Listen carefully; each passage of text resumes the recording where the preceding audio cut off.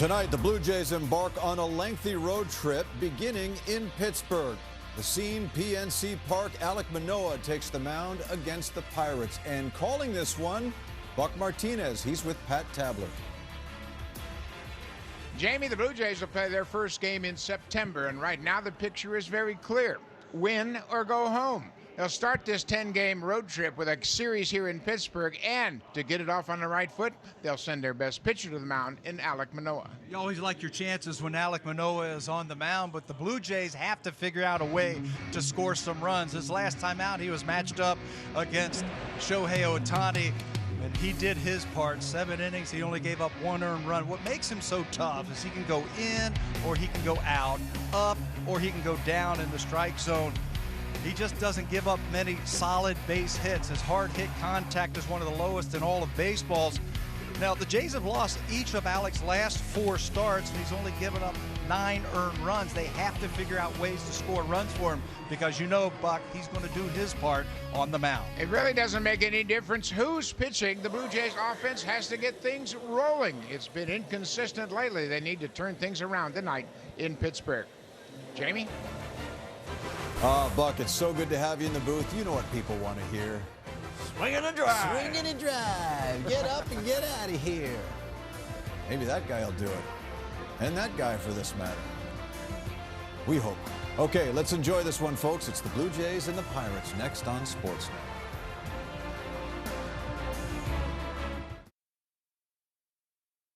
To the original Roadhouse, Kelsey's. A 3-game series here this Friday night. Buck Martinez with Pat Tabler and Arash McCanny, and we're glad you're with us tonight. Beautiful evening here in Pittsburgh. 28 degrees, just a slight breeze blowing out toward left field. And Pat, this is one of my favorite ballparks in all of baseball. It certainly is, and I want to welcome you back to the chair, Buck. Yeah, I haven't been with you since April, so it's good to be back with you. And we get to watch some September baseball together. And you and I know what September baseball is all about, don't we? And a lot of Blue Jay fans have shown up here, and we have seen a lot of Blue Jay fans all around town all afternoon, and here they are at the ballpark tonight. Let's take a look at the Blue Jays lineup. Blue Jays are 70-59. They're in 3rd place in the American League West. Springer, Guerrero, Hernandez, Alejandro Kirk back behind the plate, and Kirky in interleague play. Look at his numbers: .333 average this season, 4 homers and 9 RBIs, including a home run in the Cubs series, a 3-run shot in that series. Bichette, Chapman, Cavan's back at first. Vladdy's the DH tonight. Santiago Espinal and Jackie Bradley Jr. round out the lineup, and they'll face a pitcher for the first time. Well, I know one thing, Buck. They have got to start scoring some runs, the Blue Jays, and they're going to have to do it against a young flamethrower. This is Johan Oviedo.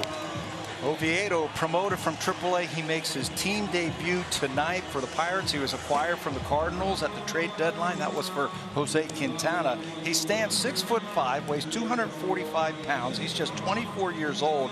He hasn't had a lot of success in his young career when he was with the Cardinals. He's made 1 start.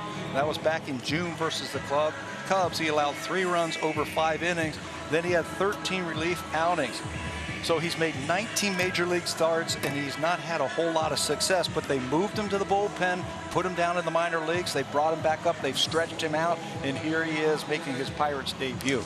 Defensively for the Pirates, this is not a very good fielding team. They've got some talent on the team, but not a lot of good fielders. Marcano, Reynolds, Zawinski will make the outfield tonight for Derek Shelton's team. Up the middle, Cruz and Castro, Hayes and Michael Chavis. On the corners, Tyler Heineman, the former Blue Jay, will be behind the plate. And if you haven't seen O'Neill Cruz, watch this guy. Very talented shortstop at 6'7" with one of the best arms in baseball. He loves to work. He puts his time in. He's very raw, but very talented. Really interesting to watch him. He'll be leading things off for the Pirates. Here's the Blue Jays leadoff hitter, George Springer. First pitch is taken down and away for a ball, and we are underway. Springer had a rough series against the Cubs. He went 0 for 13 against Chicago. He needs to get things going. Sitting on 19 home runs for the season. Had a nice chat with him today, talking about the importance of playing in the month of September. And he feels like, hey, look, we've been through this. I've been through this. You just need to go out there and just play as hard as you can. You got to leave it all out on the table every single night. So when you lay your head on the pillow at nighttime, you know you've done your best. Win or lose, that's all that's going to matter. Those are the only two outcomes that are going to happen for the Blue Jays here over the next 4 weeks.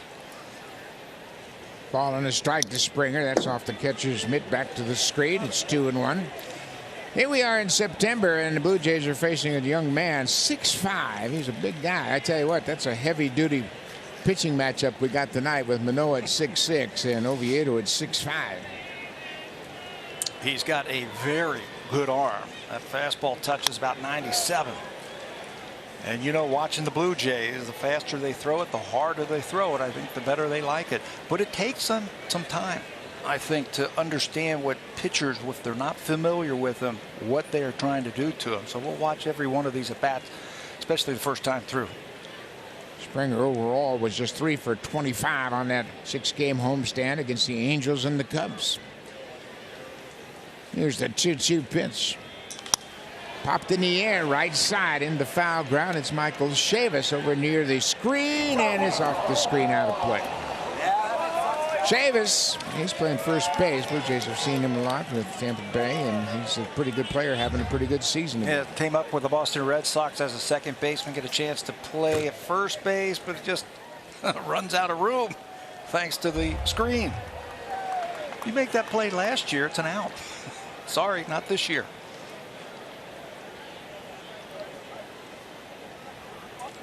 Springer has life. Another 2-2 pitch. Another foul back. This one out of play, straight back.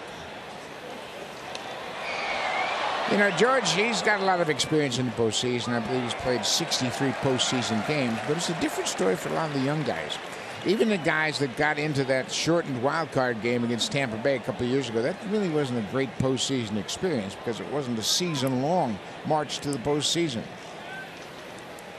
Another 2-2 inside. It's a full count. Yeah, playing in the playoffs, playing in October, it's a different animal than playing in the regular season. When you get into September, it feels like you're over the hump, though, and you're starting to roll downhill. Now you can't put the cart before the horse. You just have to think about today's game and what you can do to win today's game. Springer's putting up a fight here. A lot of times, Buck, players, especially young players, they start thinking about results instead of what they have to do to get to those results. And they start thinking about, oh, I need to get ahead here. Oh, we need to win this game. We need to sweep the series. That's hard to play the game that way. Slider for a swing and a miss. A strikeout. First out of the ball game. Springer chased a pitch that may have been off the plate, but with 2 strikes, he goes after a slider. Oviedo's got a good breaking ball. You mentioned the 97-mile-an-hour fastball. He's also got a pretty good spinner that he learned in the Cardinal organization. And again, that has been the way teams have pitched against the Blue Jays. A lot of hard breaking balls off the plate. So here's Vladdy Guerrero Jr. He is DHing for the second consecutive game. He was the DH Wednesday against the Cubs, and here after the off days, back in a DH spot. No reason, you know, no reason given like there's a physical problem or anything like that with Vladdy. They just wanted to make sure that they get his bat into the lineup, make sure they like what Cabin Biggio is doing over at first base. So Vladdy gets the DH again. Pass that one back. Ball on the strike to Guerrero. I think the big thing with Vladdy is somehow he's got to work in getting that ball in the air. He's been hitting his share of ground balls lately, and Guillermo Martinez and him have been working with that small T, meaning they set the ball down low and they work on trying to get the ball up into the air, uppercutting those low fastballs. Swings and fouls it back into the catcher's mitt. 1-2 on Guerrero with 1 down. Oviedo, as Pat mentioned, came to the Pirates. He went to the minor leagues when he first arrived in the organization. He pitched very well down in the minor leagues. Earned the opportunity to come up here and give the Pirates staff a look-see.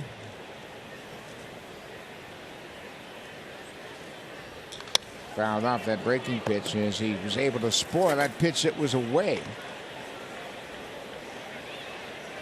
What do you do as a hitter facing a guy that you haven't faced before? I mean, there's not a lot of information on Oviedo, but as a hitter, what's your approach trying to get comfortable against a young pitcher? First fastball I see for a strike, I am going to try and hit it and hit it hard. I would like to see his breaking ball before I get to 2 strikes. And Springer fouled off a couple of them, and then he threw him a really good one to finish off that at bat. And you figure he'd throw another one here to Vladdy. Yeah, he threw a good one now. So back-to-back strikeouts for Oviedo, both on sliders. A couple of strikeouts. Pretty good-looking breaking ball. You know what they say, to become a good breaking ball hitter, don't miss the fastball. And Blue Jays have missed the fastball a couple of times the first 2 batters of this ball game. So now Teoscar Hernandez. He has moved all over in the lineup lately. He hit 6th on Wednesday. He's been down in that 6th spot. He bumps up to the 4th spot here tonight. And you really can't blame the manager shuffling the lineup so much. The Blue Jays just haven't been able to score many runs, although they scored 5 runs in each of the 3 games against the Cubs, but they lost the final game. That's been a big problem. Getting guys on haven't been a problem. Getting guys in, that has been the problem for them. Swing and a miss. 0-2 quickly. Oviedo pounding that strike zone early in this ball game. Well, I think that's a really good approach for a pitcher making his debut for a team and against a team he's not faced before. Be the aggressor. And no strikes. That, yeah. Put the pressure on the offensive team. This guy's got a good arm. Cardinals always seem to come up with good young arms. Here's another one that they gave to the Pirates in that Jose Quintana trade right at the trade deadline. Yeah, Cardinals are very aggressive at the trade deadline, picking up Jordan Montgomery and Quintana. And since then, they have taken off. A ball and 2 strikes, 2 down. We're in the top of the 1st inning in Pittsburgh.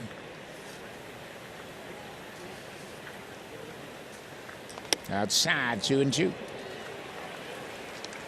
The Pirates on the season, 49-81. Blue Jays 70-59. But the Blue Jays, they can't fall into that trap. We have seen what's happened with some of the teams under 500, especially lately. 2-4 on the last homestand. Fouled off, another breaking ball. It looks like he leans on his slider a lot, Pat. Yeah, with 2 strikes to these right-handed batters. The teams that the Blue Jays are playing are going to be playing free and easy, and they want to beat the Jays, knock them out of the playoffs. What the Blue Jays have to do is match that. Not intensity-wise, just play the game hard as you can, try and win. There was nothing better than, and you've played on some teams that were out of it by September that took joy. You basically made their season by knocking them out of the playoffs. You play loose, you play free. That's what John Schneider's team is dealing with here in the month of September against these teams with losing records. 2 balls and 2 strikes, 2 down. Hernandez at the plate. That ball is off the plate. It's a full count. Alejandro Kirk is on deck if Hernandez can reach base. Well, we'll see how much confidence he has in that slider right now. He has struck out the first 2 batters with it. He has now run the count back to 3-2 against Teoscar Hernandez. Let's see how much he loves it if he throws it here 3-2.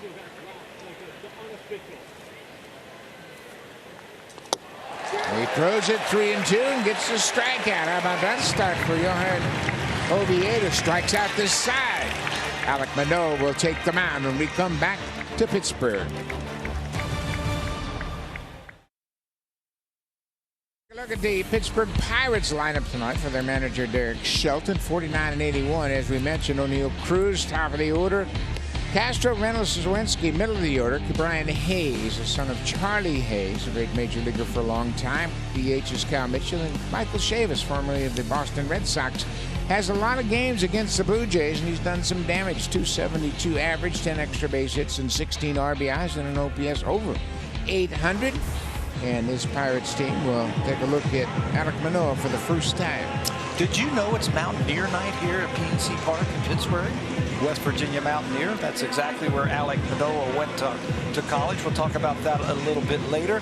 26th start of the season for Alek Manoah tonight. Last time out, he really couldn't pitch any better than he did. Matched up against Shohei Ohtani. 7 innings, 4 hits, a run, 8 strikeouts. That's 3 straight starts now for Alek Manoah, going over 100 pitches. This is the first time that he is facing the Pittsburgh Pirates in his career. He's got a lot of his college buddies here. He's been great. He just hasn't had a lot of runs to work with. Blue Jays have lost his last 4 starts. He's only given up 9 earned runs in those 4 starts, but the Jays have only scored him 9 runs.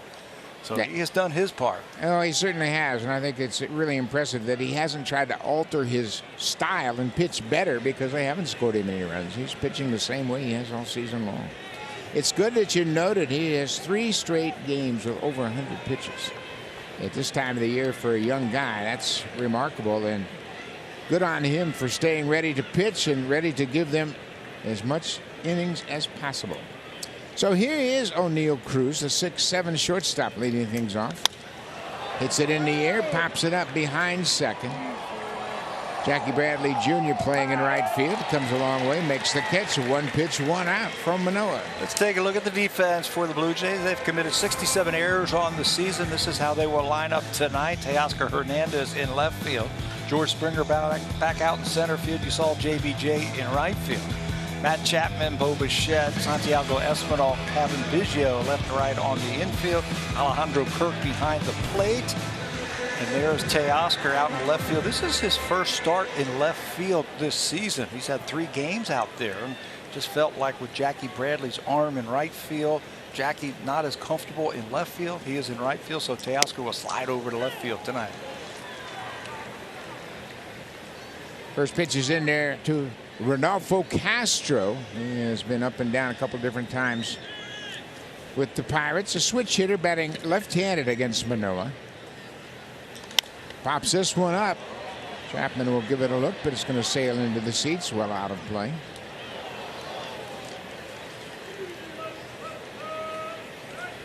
Alek Manoah, 3 seasons at West Virginia. In his junior season, his 3rd year, was pretty impressive. He was the Friday night starter and had an ERA just over 2 in college baseball. That's remarkable. Interleague play, he's pitched well also. 2 starts, an ERA under 2 for Manoah.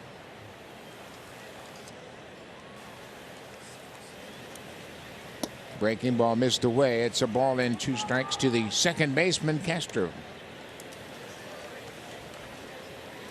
They've got some talent at the Pittsburgh Pirates.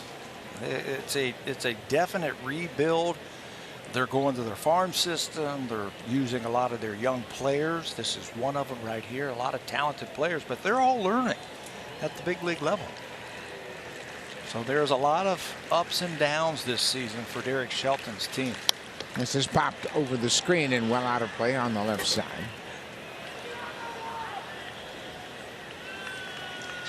Had a chance to catch up with Derek Shelton, who's in his 3rd season as the manager of the Pirates. He spent the 2017 season with the Blue Jays as John Gibbons' quality control coach. Derek Shelton has spent the last 17 years in the major leagues in a coaching position or now as a manager. And he has coached some pretty good teams. The Toronto teams that we talked about, Tampa Bay, Minnesota. This is a different environment right here. This is like a minor league in terms of developing. This is all about developing young players to try and win here at the big league level. Breaking ball missed downstairs. It's 2-2. And Shelton began his season in the minor leagues as a manager, bringing in his coaching career. 1997 with the New York Yankees. Started in the minor leagues and worked himself into a managing position and then got to the big leagues. And he said the one thing about his coaching staff is they all worked in the minor leagues about helping to develop young players. That's what it's like here. Ball, strike 3. That fastball catches the inside corner. Castro called out on strikes, and Manoah, he can master that inside corner. Longest Lowest single-season ERA in franchise history, and this is a who's who of Blue Jays franchise pitching, and Manoah is right there with some of the best. Blue Jays have been blessed over the years with some great arms in great seasons. Roger Clemens, 205 and 97. Of course, Roy Halladay and Dave Steve are going to be on that list. Juan Guzman's magical 1992, but there's Alek Manoah at 260, an earned run average, one of the top 5 ERAs all time. And again, this is just his first full season in the big leagues. I think there's plenty more to come for him. Absolutely, and he has stepped in and really taken the role. He's the lead pitcher in this rotation in my mind. I know the others have more experience, but he has pitched like an ace all year long. This is Brian Reynolds, the center fielder. Reynolds, another switch hitter. There's a drive deep down the right side, but that's going to sail well foul. It had the distance, but he was out in front. Reynolds is 27 years old. He originally drafted by the Giants out of Vanderbilt. This is his 4th season with the Pirates. He had a terrific rookie season when he hit .314 back in 2019. He finished up 4th in a Rookie of the Year voting. He is such an underrated player that if he had played, or if he played on a good team, a team in first place, he would be a household name. Swings and fouls it off. It's 0-2. And you put him on the Blue Jays, and he'd be one of the most popular players and one of their best players. And he'd be very handy given that he's a switch hitter. Good defender. He can run. He can hit. He's got some power. I mean, he's a very underrated, very good player. But people just don't know about him because he plays for the Pirates. They don't hit a lot, and pitchers pitch around him. He doesn't get a whole lot to swing at.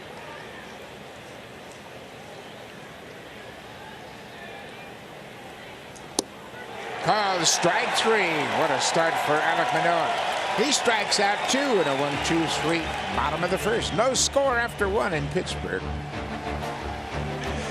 Family outing. Come out to the last Junior Jays Sunday of the season. On September 18th, there'll be artists, games, prizes, and more. And don't forget, kids 14 and under can run the bases too. Visit BlueJays.com/tickets now. Junior Jays Sunday, the final one of the season. Here we are in September. First game for the Blue Jays in the month of September. Here's Alejandro Kirk, the catcher, in the 5th spot tonight. Excuse me, in the cleanup spot tonight. As he takes strike on the outside corner. Oviedo struck out the side in the 1st. All 3 strikeouts coming on that slider. Yeah, to all those right-handed batters, that's going to be a tough matchup, I think, tonight for the Blue Jays if he continues to drop that breaking ball in. Again, he's not really stretched out, so they're hoping for about 75 pitches tonight from Oviedo.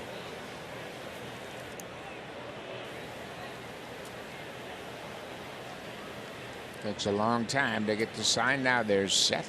Ball and a strike to Kirk. He fouls it off at home plate. This is the 20th career start for Oviedo. He is 0-9 as a starter. Alejandro Kirk's had a little bit of a downturn since the All-Star break. His OPS was up near 900 prior to the break, and then he fell off a bit. Or maybe he just needs a little interleague play. He's got some great numbers in his career in interleague play. He's done a terrific job hitting .333 against the National League for his career. With a .642 slugging percentage.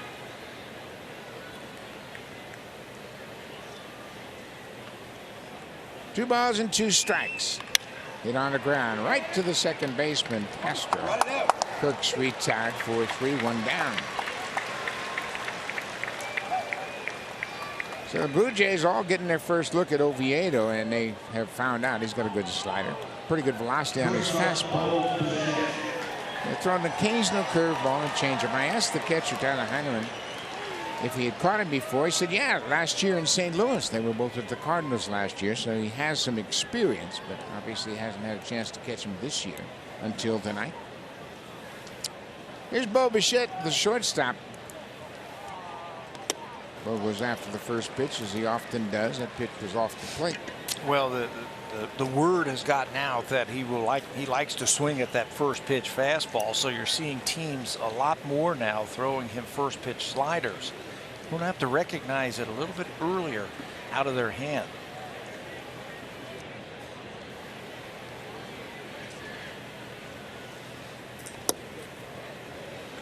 That pitch missed downstairs. One of the rare changeups he would throw. Ball on the strike to Bichette. Fastball velocity, he's in the upper 80% percentile in fastball velocity. Ground ball. Cameron Hayes, the third baseman, high throw, but Chavis is able to pull it in. 2 down. Delicious is on deck. On now, get $10 off your order of $40 or more from Boston Pizza, only on DoorDash. Dash that. Pirates and the Blue Jays, they don't play very often. This is just the 16th time they have ever met. Blue Jays 15 games against the Pirates before tonight, tied for the fewest games against any single opponent. They also played 15 games against San Diego, a couple teams they don't see very often, the Pirates and the Padres.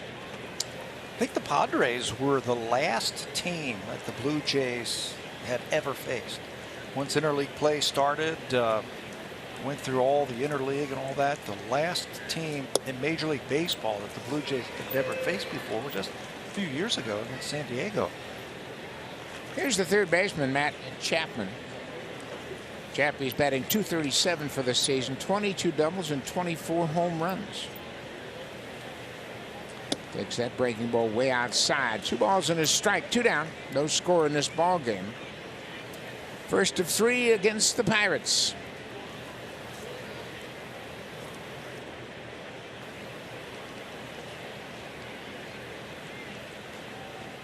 Inside. So now here's a true test for Matt Chapman. You look fastball? Yes, 3-1. I'm gambling fastball right here. He's got one of the lowest chase rates, does Matt Chapman. He's a slugger, and he'll have his share of strikeouts, but he doesn't chase very often. Threw him a breaking ball and walked him. Shows you what he thinks about Chapman and his ability to hit a fastball. So a 2-out walk issued to Matt Chapman, and now bring Kevin Biggio to the plate. And to his credit, he did not chase that 3-1 breaking ball. Recognized it very early and take his walk, and that's something that the Jays have had some problems with lately, is taking their share of walks.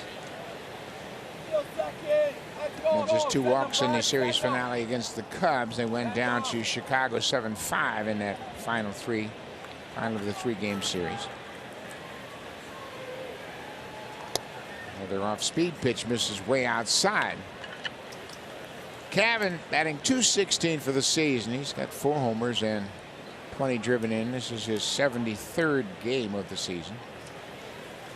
John Snyder was telling us before the ball game that they really like the way that he is swinging the bat right now, that they want to try and keep that left-handed bat in the lineup. He, like Chapman, he won't chase, doesn't expand his strike zone. Lays off, and he has the count in his favor, 2-0.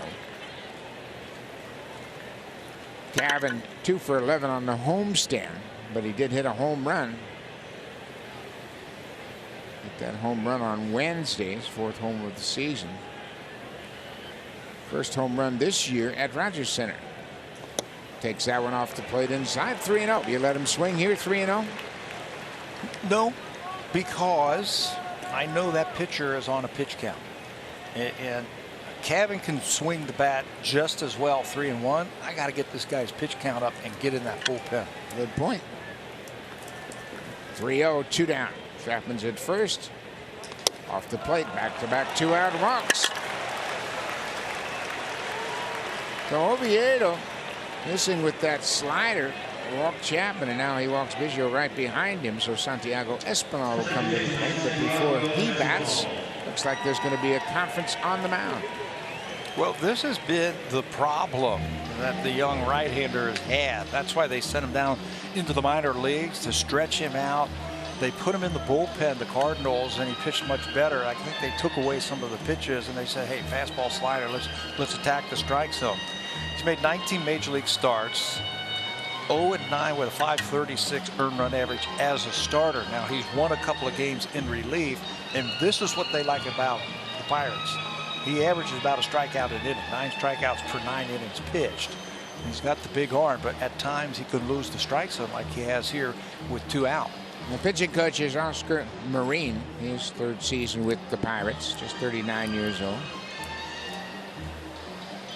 So he delivered the message, and it looked like he was very animated in reminding Oviedo, hey, you got ahead of the Blue Jays in the 1st inning and finished them off with the sliders. Let's get ahead, pitch ahead. So Santiago Espinal will step in. Espinal, an all-star in his first full season where he got a chance to play quite a bit. He won the job and got regular playing time in the first half. Now the breaking ball off the plate outside. You know, that's really interesting because you're right. In that 1st inning, it was let's get ahead with the fastball, establish the fastball, show that I can pound it in there, and then finish off the hitters with the slider.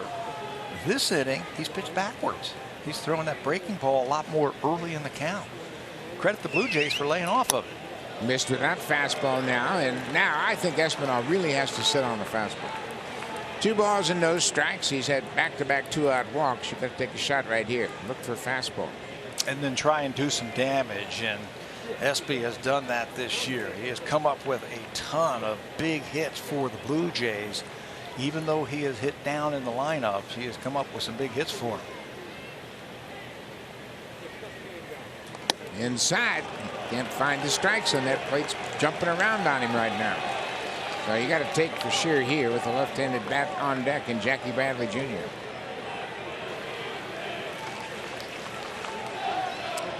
The Blue Jays, they need to score some runs. Jackie Bradley Jr. in the 9th spot. Here's the 3-0. There's a strike now, 3-1. Wow. You know, it's so funny, isn't it, that a young player like that had the success in the 1st inning and then changes in the 2nd inning? You're at the bottom part of the lineup where there's not a lot of power. This is when you try to knock the bats out of their hand. Ground ball to 3rd. Fair ball, long throw, just in time.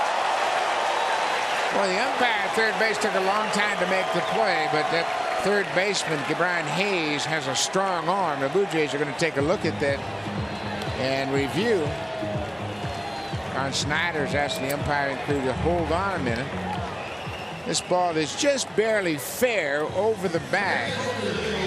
Long throw, bang, bang at first, and the Blue Jays look like they're going to challenge it. So we're going to the bottom of the 2nd. Still scoreless here in Pittsburgh.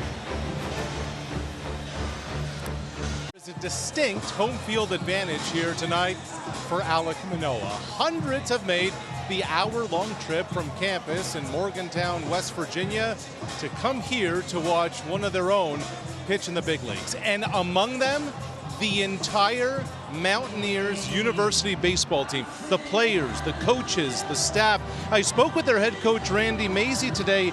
He said Manoah has touched so many around the school and in the community. He said Manoah changed the whole face of the program, and the big man remains close to WVU. Last night on the field for their football game against Pitt, that was next door to the ballpark. And when he goes back to campus, he hits the field pregame. He'll go through the warm-up with the team. And Coach Macy's point is that one of Manoah's best traits is loyalty. He said AK is always going to be the guy who remembers the people who have made an impact on his life. Buck, he called Manoah an unforgettable person and player, which is why they're all here tonight. Yeah, we have seen that early on with Alek Manoah. First time you met him, he's such an outgoing young man, and he speaks with so much respect. He loves the game, he loves the fans, and he is one of the best teammates I've ever seen on a baseball team. Lays it on the line, doesn't he? Every time he takes that mound, gives it everything he has. Just inside with that breaking ball. It's a ball and a strike to Jack Sawinski. Sawinski was acquired in July in a trade from San Diego. Singled in his first at bat on Monday night. Got a pretty good arm from the outfield. He's got 6 outfield assists.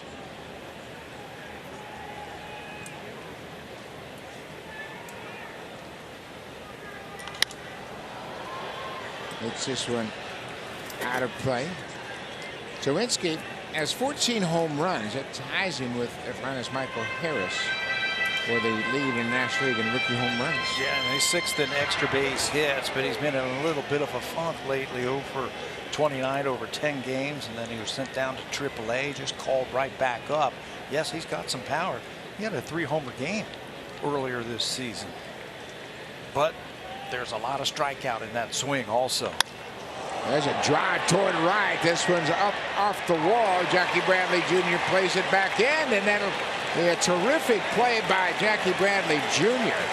He played it perfectly off the wall in right field and holds Zawinski to a long single. Well, the key, I think, for outfielders, especially right fielders in this ballpark, it's just like playing left field at Fenway Park. Don't get too close to that wall, or that ball's going to bounce off that wall and over your head. Jackie doesn't even touch the warning track, stays back off that warning track, and that allows him to gather that ball off the wall and make a good, strong throw to second base to hold him to a single. This is the 10th game that Bradley Jr. has played in this ballpark, so he's got a little familiarity. This is Brian Hayes, the third baseman. Good-looking young player. 6 homers, 36 RBIs. His offense hasn't caught up to his defense just yet. He's a terrific defender at third base. Great range and a very strong arm. And you're right, the offense just hasn't caught up, but there is talent there. Again, a lot of these young hitters in the big leagues for the first time are just starting to figure it out, and they are learning. It's almost like a developmental year for a lot of these young players. 2 balls and no strikes to the Pirates' third baseman. Swinging, popped out of play over the Blue Jays dugout. Hayes is 25 years old, former first-round pick back in 2015 out of high school in Texas. His son, he is the son of Charlie Hayes. He had a terrific major league career. Started with the Giants, played in Philadelphia, New York, and of course he played on that great World Series team with the Yankees. Reminds me a lot of his father. The way he plays third base and moves around a baseball diamond. Big breaking ball swung on and missed by Tim Bryant. 2-2 now. And it's just going to take some time for him to get acclimated against big league pitching. The gulf between AAA and the major leagues has never been greater. It's a big jump from the minor leagues, AAA, to the big leagues. He's just going to have to take his lumps at times, but there's a lot of talent there. 2 balls and 2 strikes. Time is called, as I know it took just a little bit too long. Hayes is in his 3rd season with Pittsburgh. Came up in 2020 and played in 24 games.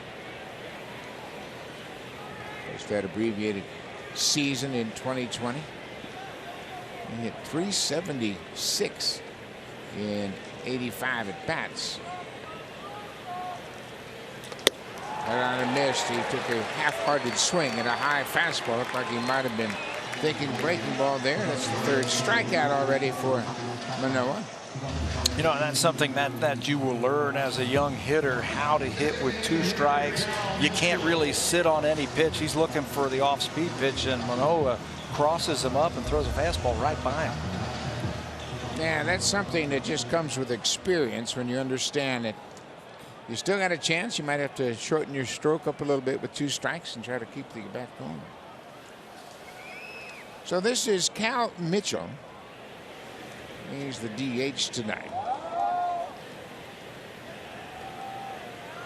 Just recalled from AAA Indianapolis on Thursday. He was hitting .339 in AAA. And like you say, a lot different baseball up here in the major leagues. All the good prospects are already here. So who you're facing down in the minor leagues, it's a lot different than what you're going to be facing at the big league level. The best arms are here. The best talent is here. And misses with the first pitch. This is the third stint with the Pirates this season for Cal Mitchell. He's been up and down a bit. He made his major league debut back on the 24th of May.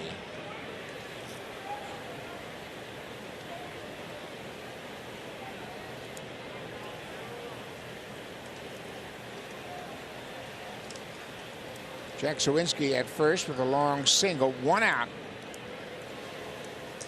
There's a strike on the inside corner with the fastball. Blue Jays looking for a ground ball here. Get a double play, get out of the inning.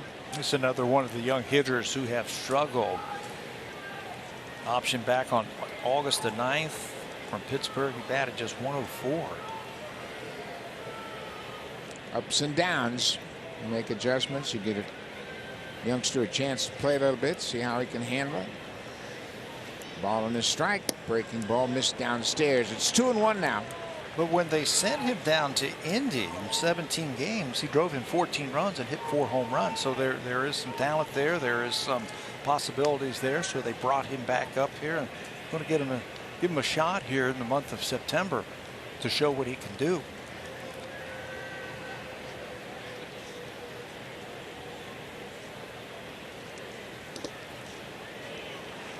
Three and one now. One thing we have seen with Manoah, he can get himself behind a count, but he never gives in. He always thinks about making a quality pitch to try to finish the at-bat. He's thinking right now, where do I go? 3-1, 1 out, got a runner at first base. Scoreless ball game. We're in the bottom of the second inning. First of 3 here against the Pirates. The guy just knows how to win.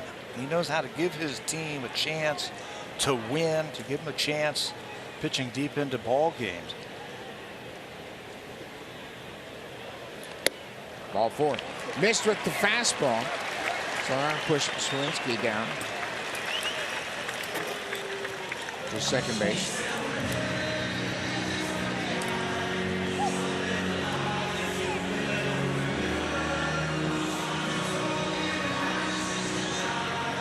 Michael Chavis, first baseman, and up the Boston Red Sox. The Blue Jays have seen him a lot. He is a free swinger, Buck. He gets into that batter's box and he is ready to swing it. He's in the top 10 in swing percentage, highest swing percentage on first pitches. He's got a high chase percentage. So be careful here on this first pitch. First and second, 1 out. First pitch strike in there with a fastball. Shave is now 27 years old, getting a look at Alek Manoah. Manoah's got a couple of base runners on, but he's always able to think his way out of it. No score in the ball game.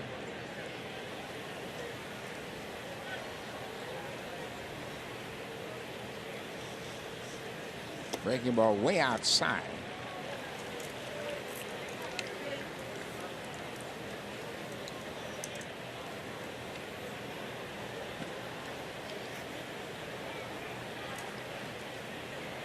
Chases a lot, as Pat said, 6th highest chase rate in the majors. And he's anxious to swing right here. Ball on his strike, 1 down.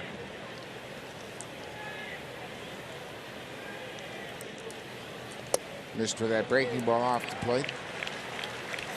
Alek will go through these times where his release point isn't just right, or he'll yank a couple of pitches, but he has that unique ability that all the good ones have, that they can make adjustments on the mound, in the game, within an at-bat. He's missed a couple of wide ones right here. He's got to sign now what they're going to use and what they want to throw to Michael Chavis. Now he's got to figure out about what he needs to do here to get that body and that arm aligned so he can throw a quality pitch. 2 balls and a strike to the first baseman, Chavis. There's a drive to left field. Teoscar Hernandez is right there and makes the catch. 2 down. Chavis hit it hard, but right to Hernandez in left.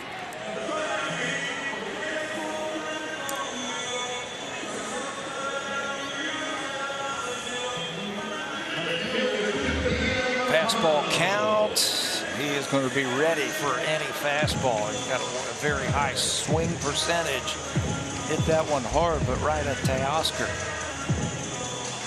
That's the thing about Alec. He'll just figure out ways to get out of these innings. He might make some mistakes and get himself into some hot water, but he knows how to get out of it. Here's the left fielder, Tucupita Marcano from Venezuela. Marcano just 22 years old. He played with San Diego in 25 games last year.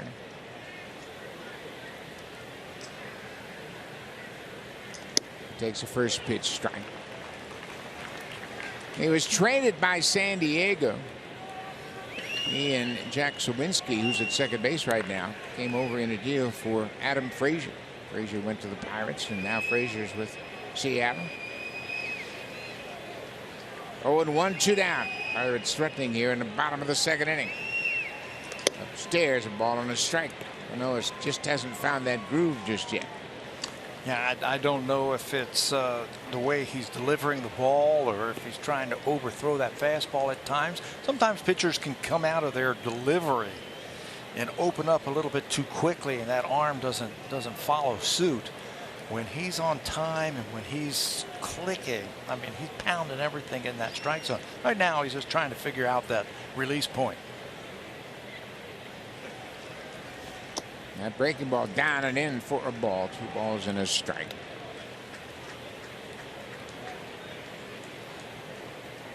You try to set up your defense according to who's pitching, and Pete Walker will have meetings and talk about the opposing lineup. First time they have faced the Pirates here in Pittsburgh since 2014. And as we mentioned before, this is only the 16th time in franchise history the Blue Jays have played the Pirates. Not a lot of past experience. 2-1 in the air. Shallow left field. Ball going out. Teoscar coming in. He'll make the running catch, and that'll end the inning. Pittsburgh strands a pair. They get a hit and a walk. We're scoreless after 2 here in Pittsburgh. Download the app and see for yourself why Bet365 is the world's favorite sports book.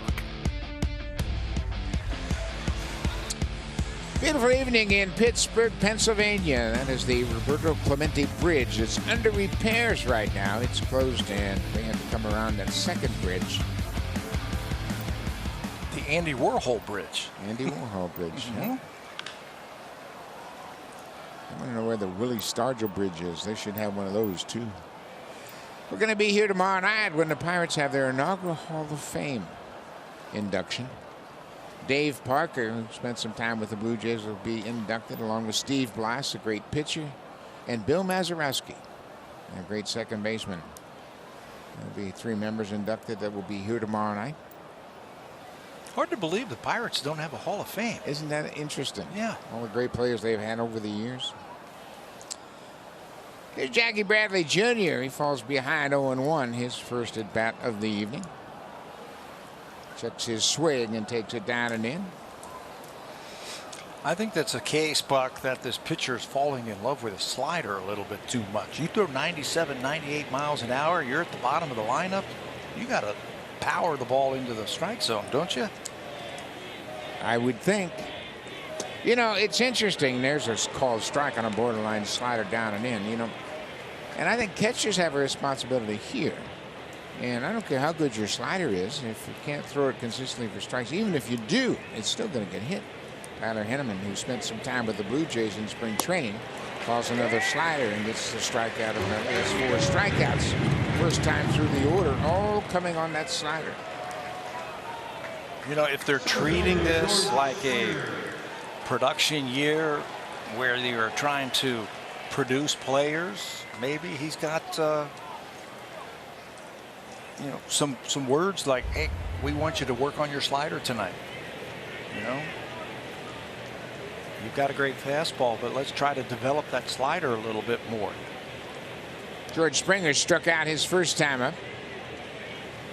Oviedo struck out the side in the first inning. He threw 22 pitches in the first inning, threw 22 pitches in the second inning, but had a couple of 2-out walks in that second. Blue Jays are stranded a pair. No score. Top of the third. Springer takes a fastball just off the plate for a ball. 1-1 on Springer. Blue Jays have been struggling to score runs. They just finished the month of August with a losing record, 13-14, where they've only averaged about 4 runs a game. Springer went down to a knee when he swung so hard at that last fastball. Trying to unload, loses his footing, his front foot. Stay balanced. George is still wearing that protective sleeve on his right arm. That's the arm that has all the elbow issues, and it's a restrictive sleeve that keeps him from fully extending that elbow.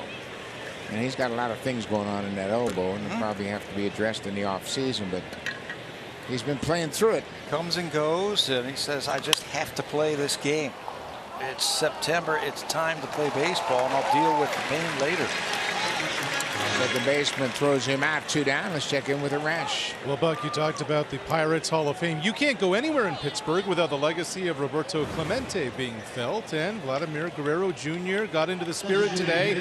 A staffer from the Clemente Museum brought him a 38-ounce bat, the same style the great Pittsburgh hitter used back in the day. Vlad was showing everyone, went into the cage, hit with it. And the last swing he took drilled over the heads in center field. A 38-ounce bat. For context, that bat he's got in his hands right now is 31.5 ounces. Yeah, it's a totally different mindset, and that line drive is going to get down in front of Marcano in left field as Vladdy jumps on the first pitch, and he gets it, the first hit for the Blue Jays tonight. A 2-out single. Boy, that was a nice level swing right there. Under control also. It's a high pitch that he's able to get on top. They wanted it down and away, but it's over the middle of the plate. But look how level the swing is. Doesn't get underneath that, doesn't chop through it and get it on the ground. A nice level swing results in a line drive base hit. 38-ounce bat. I asked him, I said, is that heavy? He says that was heavy. It is heavy, and by today's standards, as Rash mentioned, 32 ounces. That's about the max. So here's Teoscar Hernandez, who hitting in the third spot, takes 1 for ball 1. What was the weight of your bat when you played? 32 ounces, 34 inches, 32 ounces, which is about pretty much average, don't you think? Yeah. A lot of the players use that, 34, 32. 34.5 inches sometimes, Yeah. 32 ounces. But that Pittsburgh Pirates team that Clemente played on, they were known as the Pittsburgh Lumber Company because they carried around some logs. Willie Stargell. Stargell, Sangui, and Clemente, Bob Robertson, they all had huge bats. Took a forklift to get the bat bag back onto the bus. And they took a lot of pride in their hitting, man. They could flat out hit. 2 balls, no strikes, the Blue Jays with a runner at first and 2 outs. Cut on and missed. Another breaking ball. Well, he's got a lot of confidence in that breaking ball. Blue Jays taking a first look at Johan Oviedo and just getting a feel for what he's doing. Now, if he falls into any kind of patterns, I think they will pick up on that. But right now, he is throwing his share of breaking balls. Maybe he can go up there and start to look for it. Another off-speed pitch cut on and fouled off at home plate. It's 2 balls and 2 strikes with 2 outs.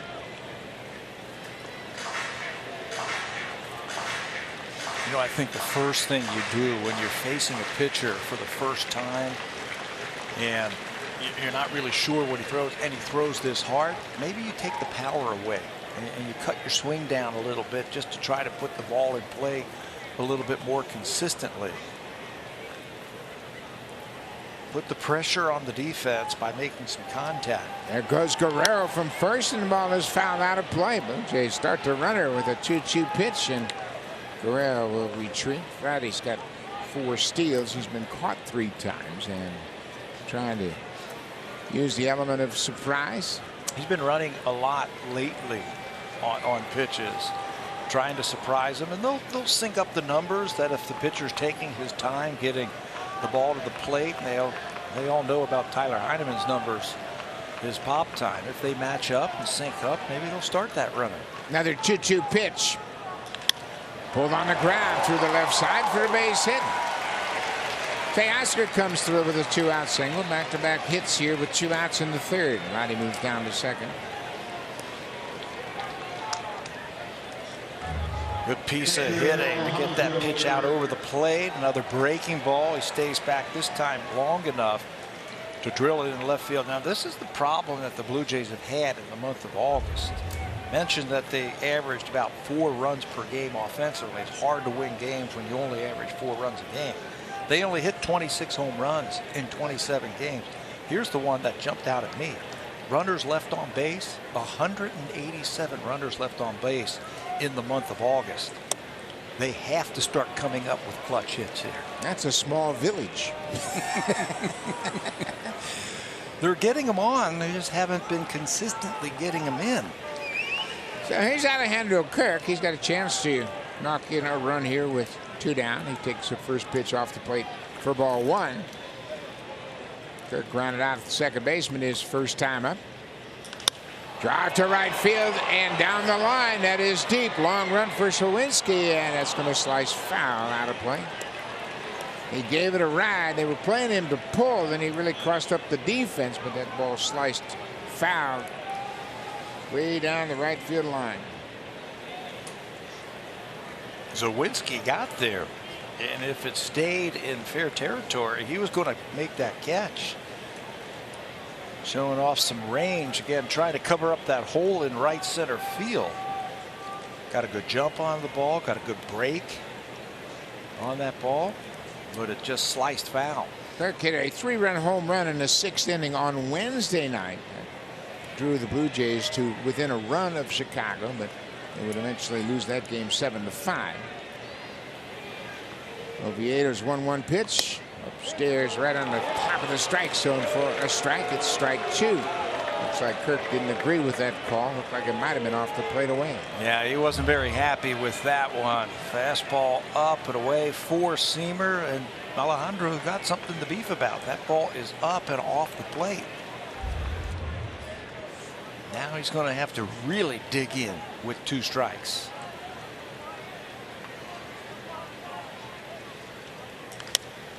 Bouncing ball foul. Kirk's one of the best 2-strike hitters in the game. He really does a good job of shortening things up and putting the bat on the ball. He's just one of those guys that understands the value of protecting the plate. Kirky has more walks than strikeouts this season. He can handle. He's been productive. Yeah, he can handle the fastball. He can handle the ball in if he has to. He's got a very big high batting average on fastballs this season, and 2-strike counts. He's 3rd in all of baseball. Another foul ball out of play over the Blue Jays dugout. He's hanging in there. Blue Jays trying to break out on top here with 2 outs. Oviedo struck out Jackie Bradley Jr. to start the inning, got Springer to ground out, and then Guerrero and Teoscar back-to-back 2-out singles. Blue Jays stranded a pair in the 2nd inning.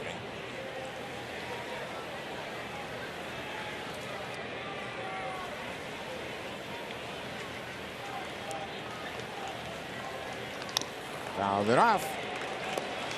He stays alive. First game of a 10-game road trip. And the Blue Jays can't be distracted thinking ahead to Baltimore. They've got a doubleheader on Labor Day against the Orioles. But they've got to focus on this game tonight in this 3-game series here in Pittsburgh. And they can't worry about the standing, where they are, or any of that. They just have to worry about trying to win today's ball game. That's what George Springer was talking about. Play as hard as you can, so when you lay your head on the pillow at nighttime, you know you've done everything you can to try and win today's ball game. Win or lose, you know, then you go home and get ready to do it tomorrow. Ball in the dirt, 2 balls and 2 strikes. Tampa Bay and Seattle are virtually tied atop the AL wildcard standings. The Blue Jays are behind them by 2. Look at the Orioles. They're creeping up on the Blue Jays. Twins are right there as well.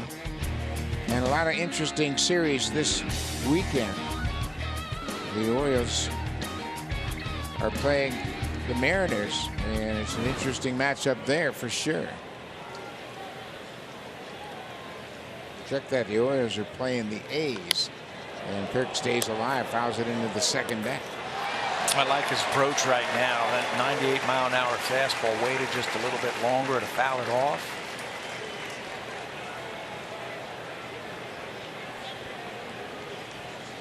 Blue Jays have elevated the pitch count on Oviedo. They suggest that he might be available for 75 pitches, and their bullpen is already loosening up down there in center field. 2-2 pitch outside. It's a full count, and that'll start the runners. There are 2 down here. We are into the 3rd inning of a scoreless game. Tyler Beede, former Blue Jays draftee, loosening up. He didn't sign with the Blue Jays, eventually signed with the Giants, and he is loosening up. Guerrero from second. Teoscar from first. He'll be moving on the pitch. There they go. Outside, ball 4. 3rd walk of the ball game issued by Oviedo. He has struck out 4, but he has walked 3, and he has loaded the bases. Walks and strikeouts will get that pitch count up. He's up to 71 now. It's only the top of the 3rd inning. So he might just finish this inning, or they might knock him out in this inning. The Blue Jays have shown a very good patience at the plate. I think they're going to make a pitching change. I think you're absolutely right. Yeah, here comes Derek Shelton. Nope, that's not Derek Shelton. That is the pitching coach, Oscar Marine. But I thought the way they were slow and walking after, they were going to make a pitching change. Tyler Beede's probably ready by now. And Marine, the pitching coach, out for a second time having a chat with his big right-hander. Oviedo's 6'5". 245 with a live arm. I think all he needs now is a little bit of experience. He's got the skill set. Now he just has to rein all that untapped talent in. I think the Pirates got something here with him. Well, he certainly has the toolkit, that's for sure.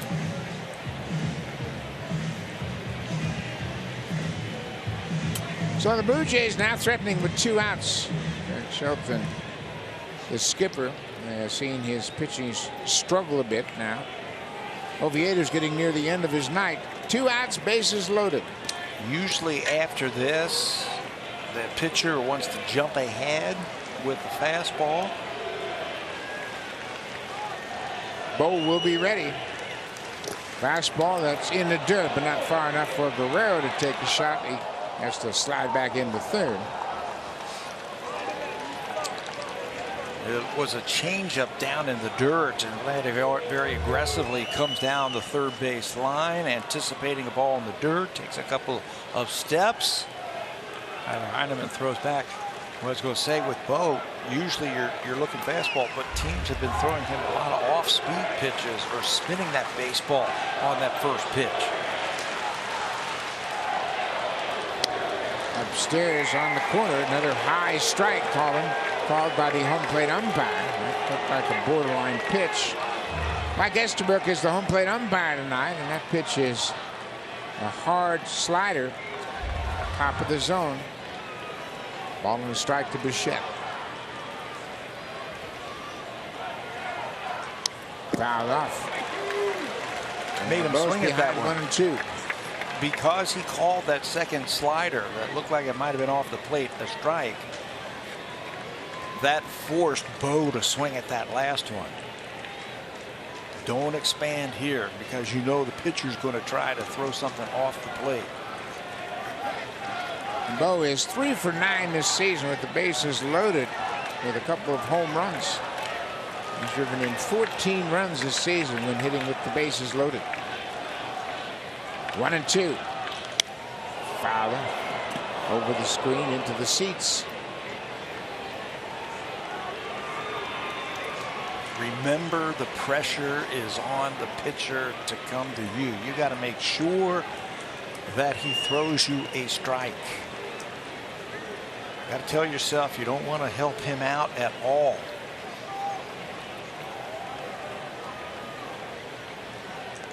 outside. That'll even the count at 2 balls and 2 strikes. We are in the top of the 3rd inning. The Blue Jays are threatening in this scoreless game. Bo Bichette at the plate. Vladdy Guerrero singled. He's at 3rd. Teoscar Hernandez singled. He's at 2nd. And Alejandro Kirk walked. Bases loaded. 2 outs. Foul back. Right straight to the screen. He's getting a couple of pitches to hit. Oviedo has made some mistakes this inning. You can see he's upset with himself. His body language suggests that he is not feeling really good, but that pitch right there. And Bo fouls it back.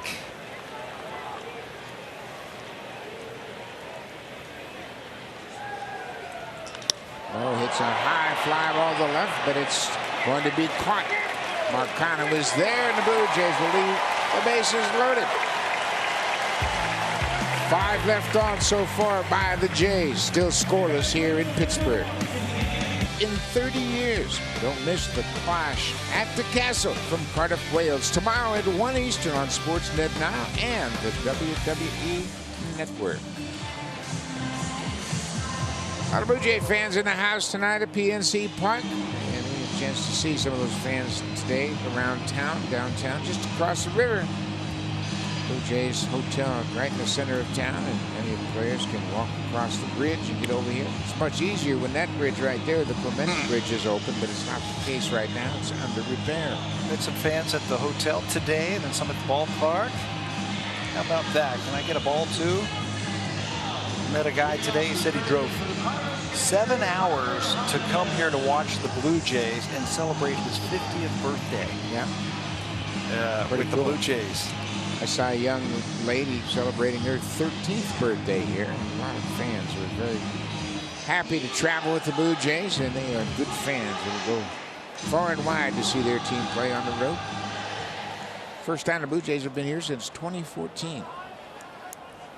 Marcus Stroman made his major league debut right in this ballpark back in 2014.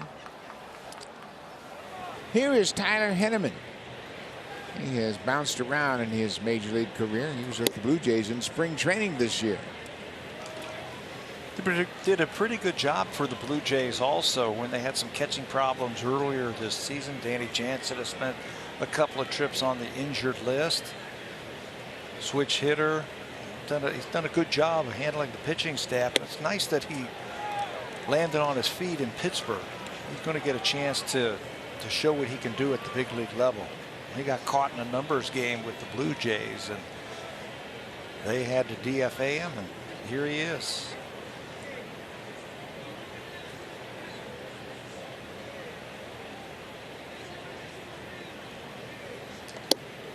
There's a strike. It's 2 balls and a strike to the Pirates catcher.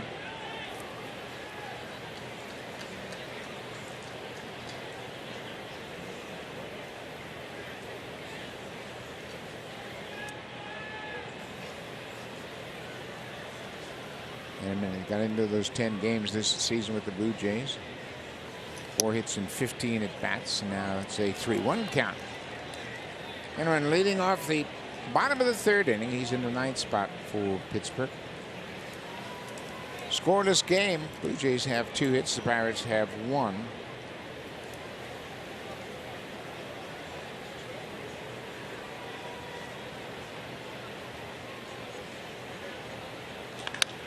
There's a base hit. Could be extra bases all the way down into the corner. Jackie Bradley Jr.'s got a strong arm. Here's the throw to second. Just wide of the mark. And Henneman slides in head first with his 7th double of the season.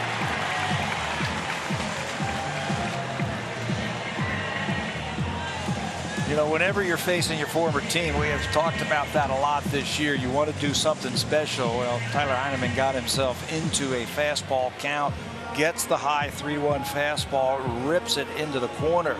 You've got to hustle as soon as you hit that ball, or Jackie Bradley Jr. is going to throw you out. Heineman came out of the box thinking 2 all the way, sprinted, and a dive gets him into second base with a leadoff double.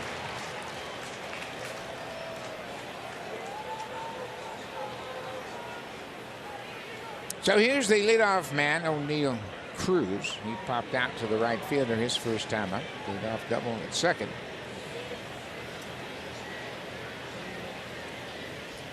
Fastball pops out of the mitt, and they're going to take a shot at third, and he is out. Boy, that's a tough out for the Pirates as Tyler Heineman made a break to third base, and Alejandro Kirk got on it quickly. Boy, you get leadoff double, and you can't make the first out on a play like that. Yeah, a little overzealous right there. Never want to make the first or third out over third base. You're already in scoring position. Trying to frame that one up, made the mistake, but then did not compound it. He jumped on that thing, jumped on that ball very quickly, threw a strike to Matt Chapman, who alertly recognized that Heineman was trying to go second to third, and he's thrown out. Yeah, that's a big out for the Blue Jays, and it looks like Alejandro Kirk's got something in his eye, probably a bouncing ball, dust kicked up in his eye, and the trainer Jose Minestrada out to help him out. You know, I was talking with Derek Shelton before the ball game about young players and, you know, developing players, and talked about the base running at the major league level. I'm not just talking about the Pirates. I'm just talking about base running in general. There's been a lot of mistakes made on the bases, and that was a big one right there. That's an easy one. You don't go unless you're 100% sure you're going to make it to third. And there's a breaking ball in there to even the count at 1-1. You're absolutely right. And you know, when you look around the majors, I think it's universal. It's just not the Pirates or the Blue Jays. It's all over baseball. And you know what? When you think about it, the skill set of these players is pretty good. They have a lot of physical skills and a lot of physical talent. Swing and a miss. Bob Walk, who does the color broadcast for the Pittsburgh Pirates, longtime pitcher here in Pittsburgh, had a great major league career, been a longtime broadcaster. He said that to me today, and I thought, wow, that's a good way to evaluate things. The players have tremendous skills, but they don't have the fundamental aspects of baseball down, where they understand how you win and lose games. It's about polishing off young players at the major league level. Those are things that you normally learn at the minor league level, so you don't make those mistakes. Popped up to center field, and Teoscar calls for it. Springer had initially called for it, but Teoscar comes over from left. Remember, this is the first time Teoscar has started in left field this year. So he calls off George Springer and makes the catch. 2 down now. Now they're talking about the communication. This is a big left field here at PNC Park. There is a lot of room behind Teoscar Hernandez. He might feel like he is playing straight up, but there's a lot of real estate behind him to the wall. Rodolfo Castro, the second baseman, takes one way outside. Castro called out on strikes his first time up, caught looking at an inside fastball.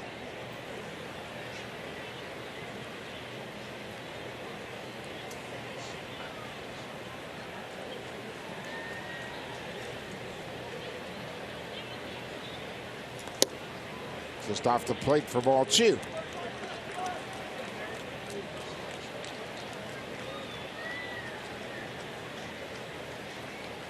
Two balls and those strikes. Manoah falling behind again to the number 2 hitter in the lineup.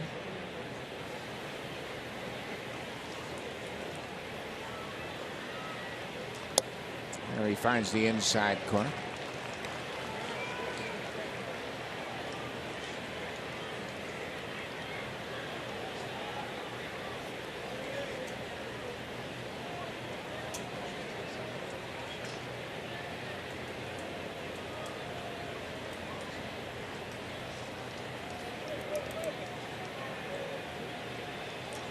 There's a strike, a called strike, outer half of the plate.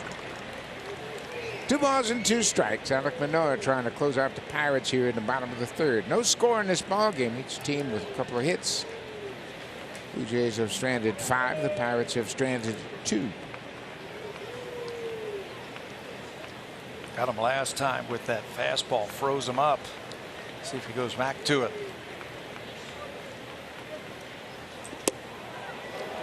Slider missed downstairs. Alec thought it was strike 3. He popped off that mound like it was the end of the inning. Just does not get the call. Watch Manoah figure after it got by him. That's it. Oh, hold on now. I got to go back up on the mound and throw a better one. Thought he had picked up his 4th strikeout.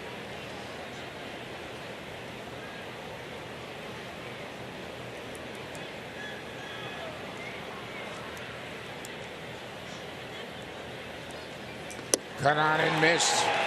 Castro goes after a 3-2 slider.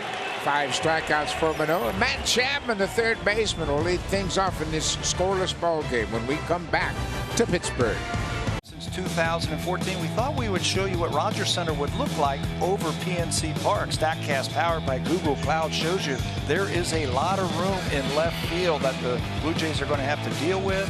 A little bit more of a shorter porch in right field with a 21-foot high wall in right field, the Clemente wall in right field. So these dimensions a little bit different than Rogers Center. You're going to have to need a very good athletic outfield here. It's a big outfield, especially from center field and left center field.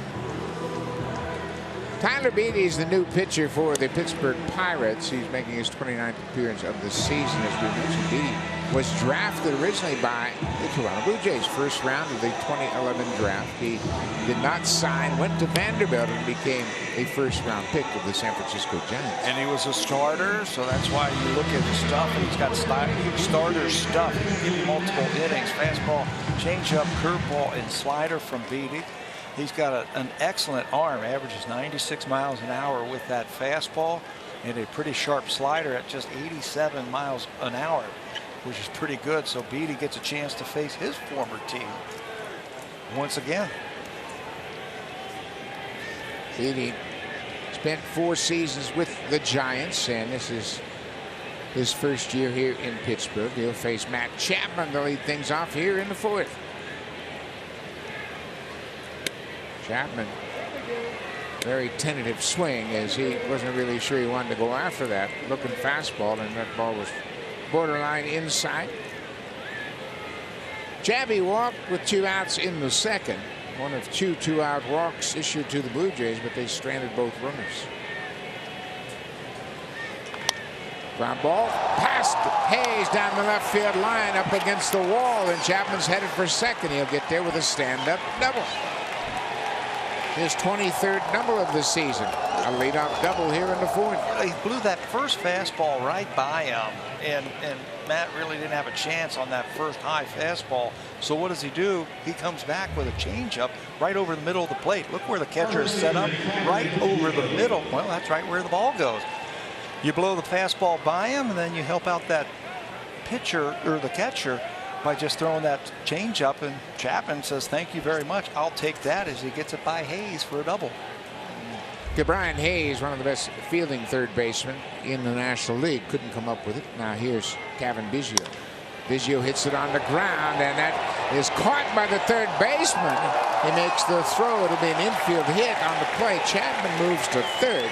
Rodolfo Castro would have been better off holding on to that baseball once he had no chance of throwing Biggio out. He took a chance that he might throw it away over first.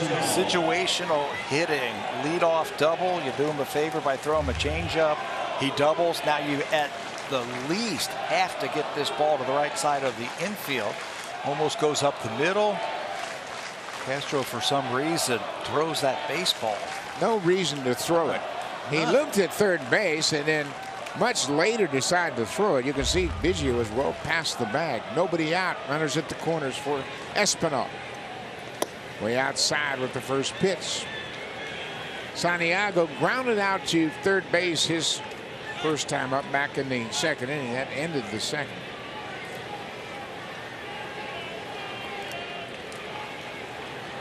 Blue Jays trying to break through here. They are into the Pirates bullpen. Tyler Beede first up. There's a drive down the left field line. That's a fair ball. Chapman's in to score. Biggio is waved around third base. Here comes the relay from O'Neill Cruz. It is not in time. Santiago Espinal with a 2-run double. They break out on tap for the Blue Jays. We just talked about this left field, how deep it is. And you have to have a very athletic left fielder because he's got a lot of ground to cover. It's a long way down that left field line, and Espinal rips it down the left field line. Kevin Biggio knows the dimensions of this ballpark, and once he sees it down the left field line, he's got a chance to score. Never breaks stride. Picks up his third base coach, and even though O'Neill Cruz has that great arm, they're not going to get him at the plate. Jackie Bradley Jr. now with a runner at second. And breaking ball down and in for a ball. And here's another situation where a hitter got to pull the ball. Jackie Bradley, a left-handed hitter, you got to advance that runner from second to third. At the very least, if you feel comfortable pulling the ball, drop a bunt down if you don't feel comfortable. Just figure out a way to get that runner to third base. Some discussion now between Jackie Bradley and the home plate umpire. Did he call that a strike? Tyler Heineman's wondering. I don't think so. I don't know what the discussion could have been about.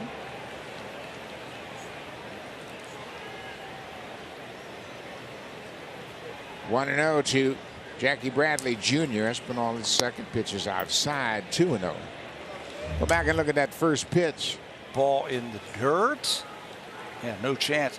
There's the discussion right there. Did he interfere with me as I was going to try and make a throw? There's no play anywhere. No play. Yeah, he wasn't going to have a play anywhere. So it's 2-0 now. Nobody out. Blue Jays have scored a pair here in the fourth. Bradley loses the bat and it skips above the Blue Jays dugout off the screen. The bat went farther than the ball. Foul ball. And thank goodness for that netting that they have around the field now, or that would have hit somebody. Well, it's over the dugout into the Blue Jays dugout. And that screen saved the fans for sure. Jackie's got his bat back. He struck out on a slider his first time up. Got to move this runner along. Get him over, get him in. One or the other.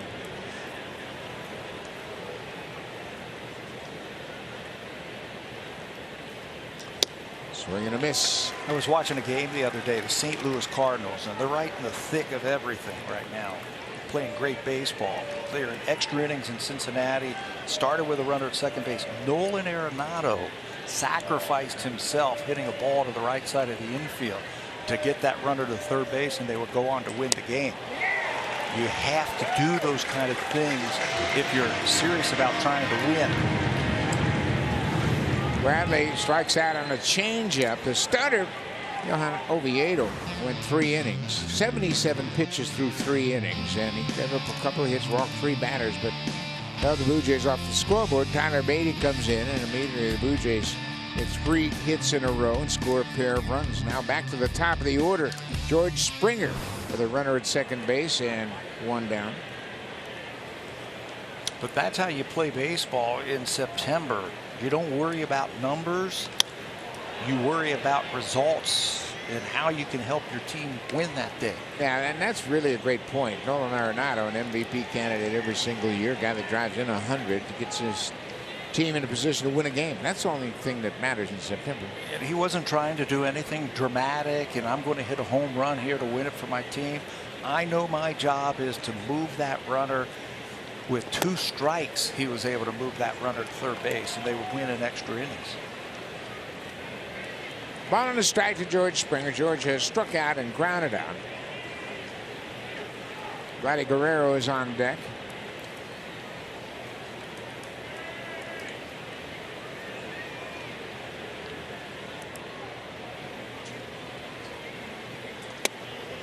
Inside. He was thinking about a breaking ball and almost dove into that fastball.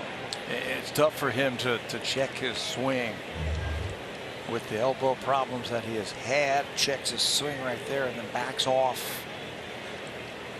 Dances off the plate. Trying to take that one. Ground ball to the shortstop. Espinal is going to third. Cruz thought about it. Goes to first for the sure out. He took a look at Espinal. As Santiago moves up, and now there are 2 down.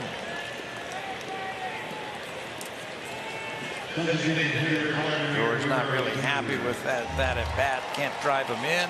When you possess the type of arm that O'Neill Cruz has, you're always thinking of possibilities. There was a possibility there, but, you know, he thought better of it, and that's the right play. Just go on over to first base, get the out, take your chances with Guerrero. Vladdy Guerrero 1 for 2. He singled his last time up. Sharp single on the first pitch, his last at bat in the third.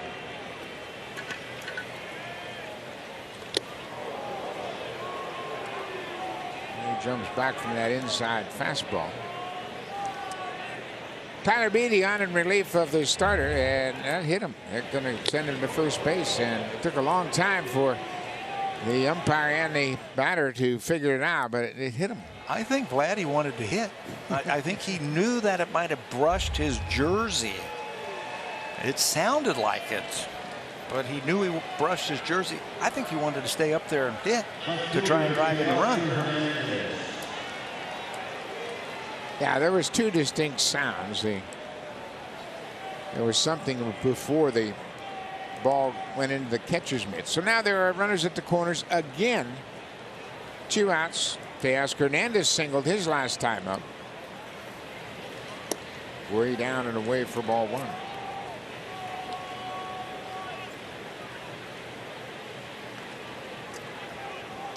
Blue Jays have taken a 2-0 lead here in the 4th thanks to Santiago Espinal. His 24th double, a 2-run double down the left field corner. Outside, 2 balls and no strikes. Do you just take second base here? Blue Jays had a double steal on them the other day. And maybe you just take off here. See if they'll throw through. Tell you what, Espinal can get way off of third base, and he'd be able to just walk home. Glad he's not running, and it's a strike on the outside corner. It's kind of a gamble in this situation with your free hitter, Teoscar Hernandez, hitting with 2 outs. Maybe if he gets to 2 strikes. Yes, that's what I was thinking. And if they do throw through, Vladdy, all he has to do is stop, getting a run down, and again, Espinal with his speed can make it easily if you want to try and steal a run. There he goes, throw to second base, and Espinal didn't break, but he's able to get back in to third base safely ahead of the throw. So it was a steal for Vladdy as he goes into second base, his 5th steal of the season. So now there are 2 in scoring position. But the Pirates were going to throw through. They never looked at the runner at third. And they never looked. And he could have made that if he hopped off a couple of steps and then just took off as soon as the catcher raised his arm. 3-1, cut on and missed. It'll be a full count. Yan Gomes, who came on that steal of second in the Wednesday game, the catcher, he kept walking down, anticipating to throw to second. It was perfect. It was a perfect execution, wasn't it, of a double steal? He skated home.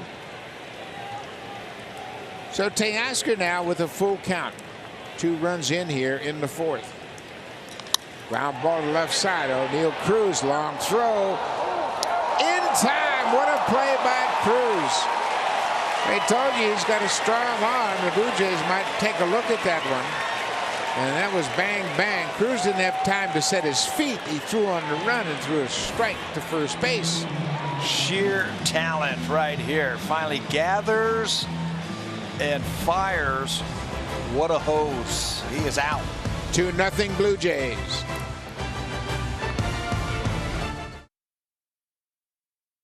Tiedemann, he was a 3rd-round pick just last year, has already reached and excelled in Double-A, and it leaves much of this offseason to wonder what could be next for him. Now, Tiedemann just turned 20 a couple of weeks ago, has gone up 3 levels in the system in just over a year, and his season is now done. The organization wanted to cap his workload just shy of the 80-inning plateau. You see the numbers here.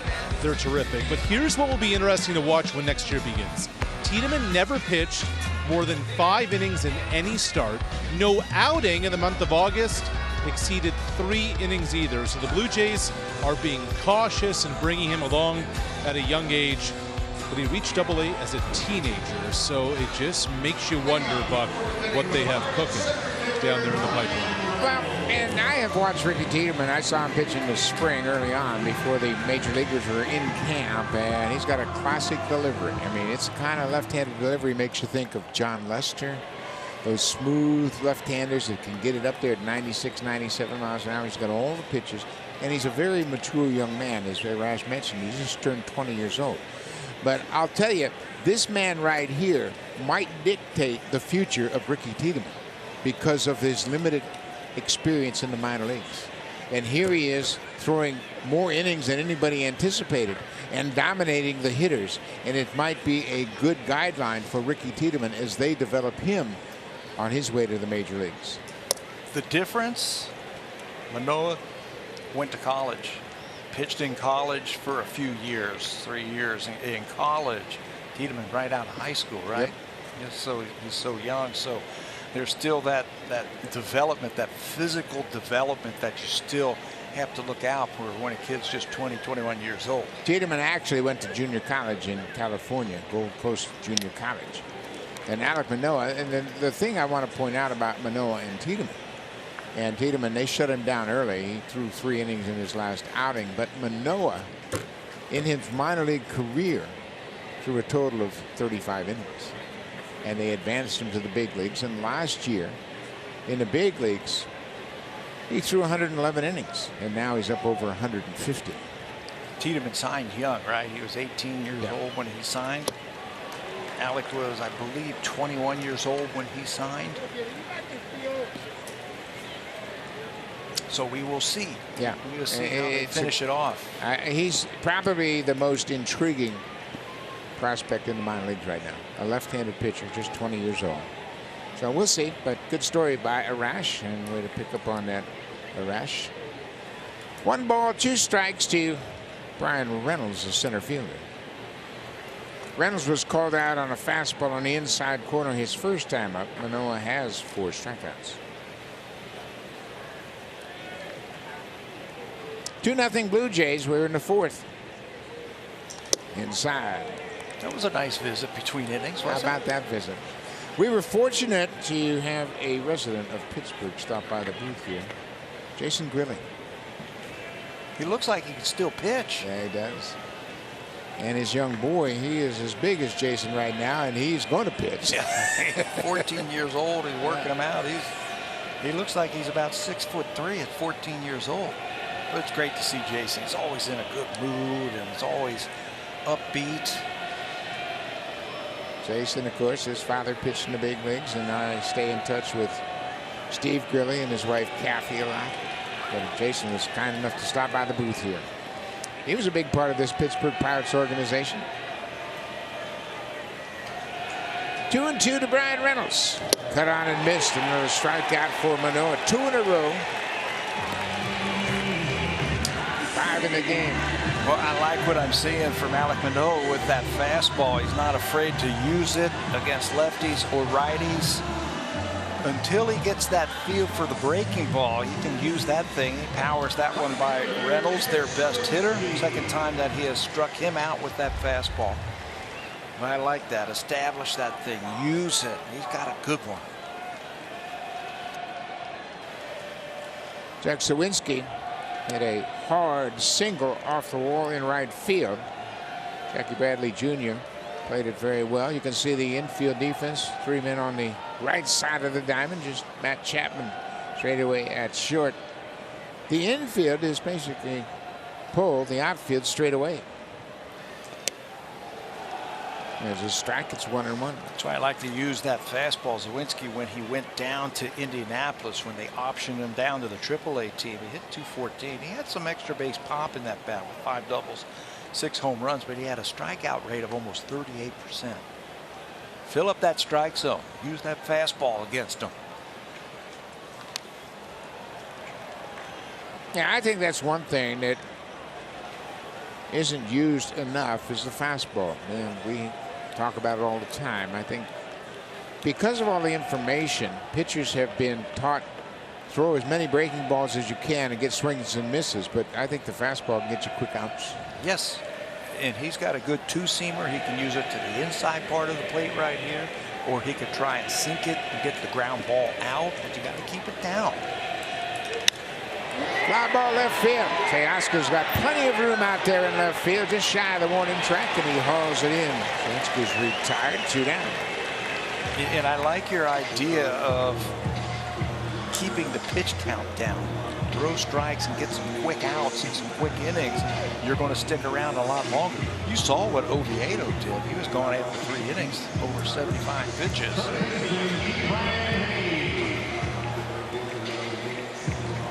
For a starting pitcher, what you want to do is stay out there as long as you can, because that gives your offense a chance to score you some runs.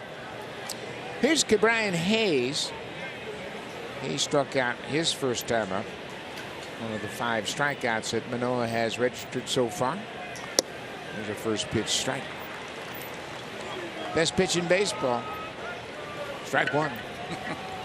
Puts the pressure on that hitter. He starts saying to himself, okay, now what's coming?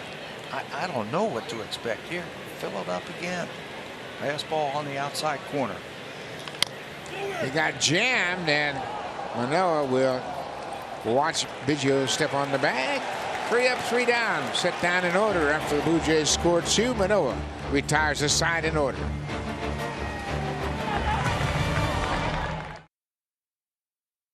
Effort at shortstop to throw out Teoscar Hernandez. He is a very skilled player that's done some remarkable things this year. He's got some skills. How about the arm strength on this ball here? The hardest throw from a shortstop, almost 98 miles an hour on that throw over to first base. And you want to talk about some bat speed? How about this laser off the wall?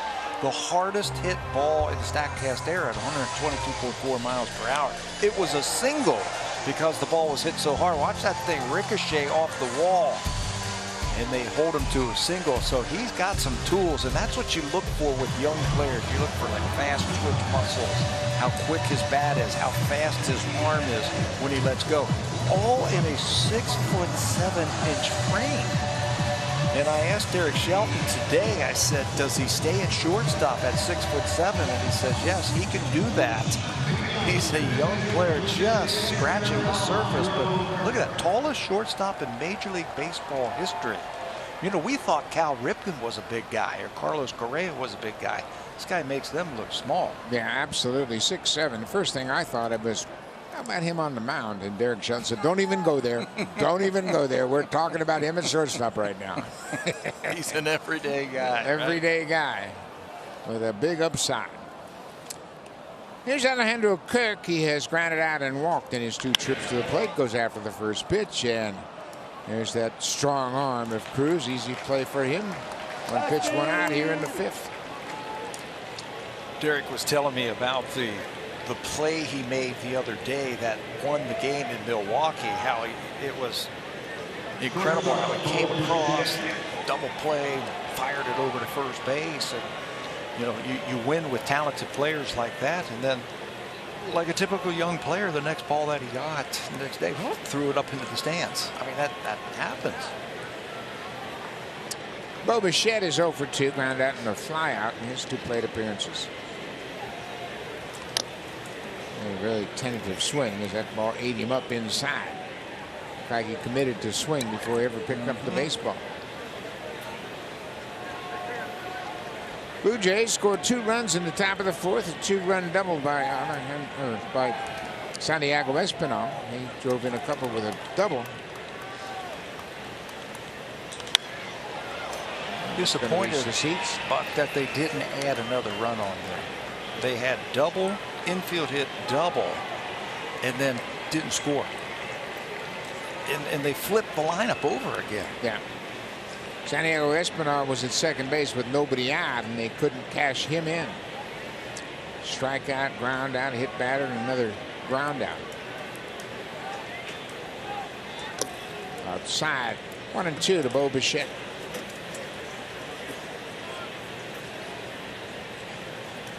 The magic number for the Blue Jays offensively is 5 runs. When they score 5 or more runs this season, they're 44-16. Fewer than 5 runs, 26-43.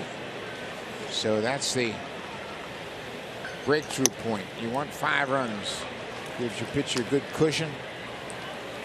And that was the problem in August. They only averaged 4 runs a game in August. and finished with a 13-14 record.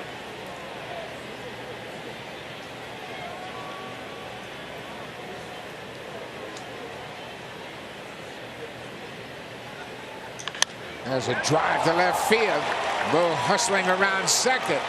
Marcano makes the throw. Here's the play at second, and Bo's going to be out. Terrific throw from the left fielder. Marcano threw a strike. Bo taking a gamble with one out, and he has gone down to second. It's going to have to take a perfect throw from the left fielder to get him. We've been talking about this left field. It's a big left field, and he's thinking right now, I got to make a chance. If it's offline just a little bit, just a smidge, he is going to be safe. That's a heck of a throw from Marcano. Right on the bag, and Castro lays it on the wrist of Bo Bichette before he gets to second base. Matt Chapman takes a breaking ball off the plate outside. Chapman has walked, doubled, and scored.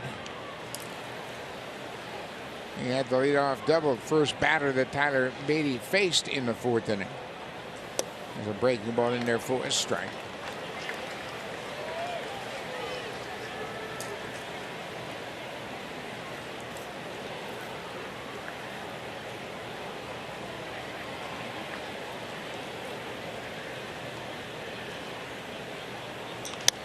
Fouled off inside fastball. He fights it off.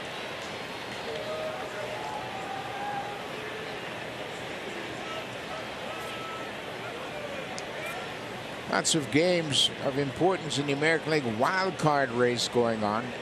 New York, Tampa Bay, they're scoreless in St. Pete, bottom of the fourth inning. Seattle has a 3-0 lead over the Guardians in Cleveland. They're in the bottom of the fourth.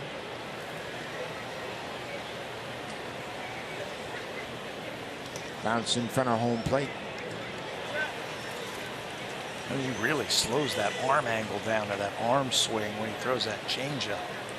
Really slows everything down. Blue Jays got to pick up on that. Baltimore Orioles have a 2-0 lead over Oakland. They're in Baltimore. Baltimore really charging hard now. Gunnar Henderson, the rookie, playing at second base tonight. He's played third, short, and now second. He has a double already tonight. He's 1 for 1 with a run scored. He's homered already. He has a stolen base already, and he's playing just in his third game. Inside for ball 4. Chapman's aboard for a third straight time. Dean Kramer, who is pitching for the Orioles, is on quite a run right now. Kramer has a 2-0 lead, and this season he is 6-4 with a .307 earned run average. He's been their most consistent starter. They've got some good young players, and they are pushing them into the big leagues. That's a 10-game homestand for the Orioles. Blue Jays head there right after this series for 4 of them. Gavin Biggio had a base hit his last time up. He checks his swing, and it's no swing according to third base umpire.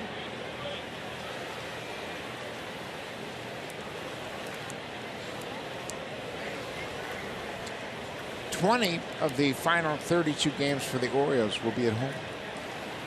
Very favorable schedule in that regard.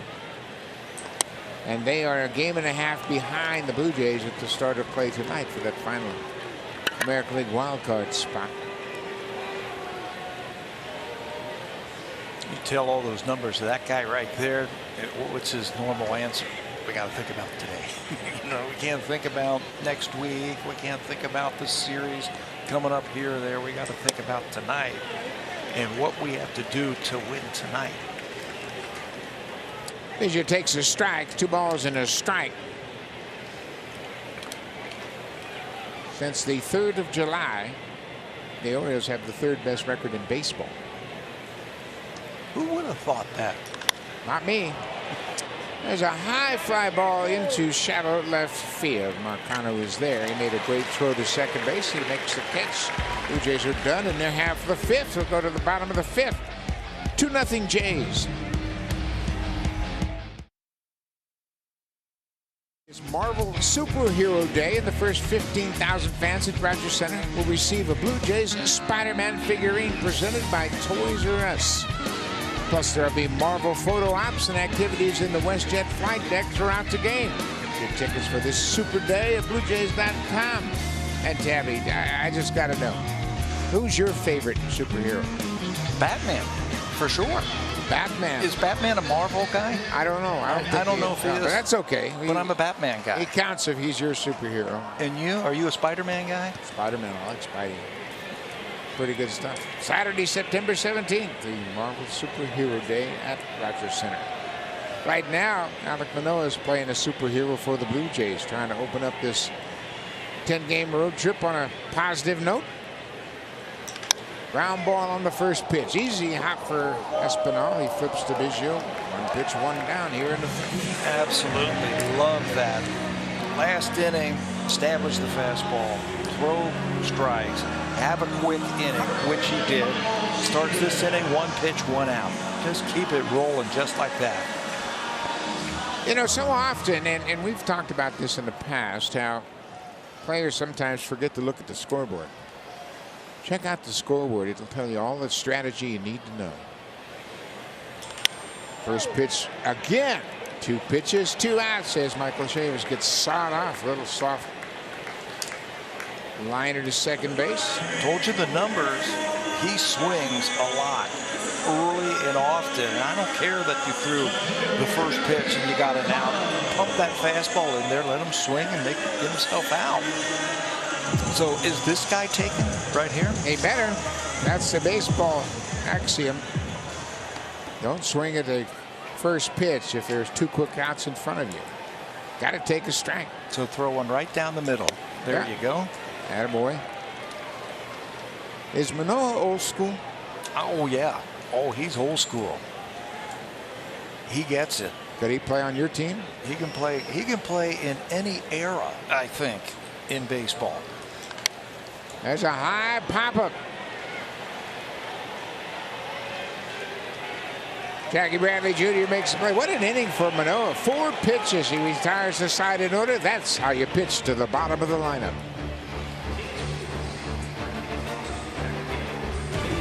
By Schneiders, but this one should be special.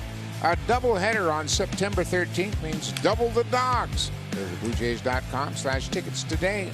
A doubleheader on Looney Dog Night. You can see Game 1 starts at 1:07 p.m., Game 2 at 7:07 p.m., and you can bet there's going to be miles and miles of Looney Dogs sold that night. Did you have one for me the other day? I didn't, Pat, I'm sorry. I just didn't get time, and I didn't want to get mustard on my white shirt. Kevin Newman in the ballgame at second base, pushing Castro over to third base. You saw that right there. Brian Hayes out of the ballgame. Brian Hayes, he made a dive down at third base, and we're not sure why he's out of the game, but they made a change here. So Newman's at second, and Castro's at third, and here's Santiago Espinal, responsible for the only runs in this game. A 2-run double back in the 4th inning. He drove home Matt Chapman and Kevin Biggio, who had doubled and singled respectively.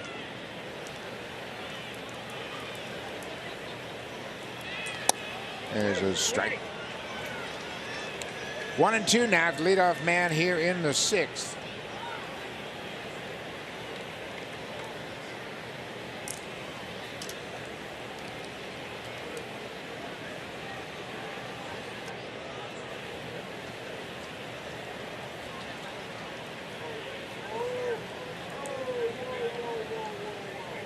Outside.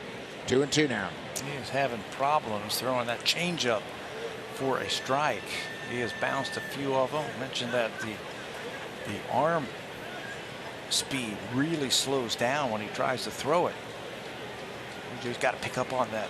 Make sure he throws it for a strike.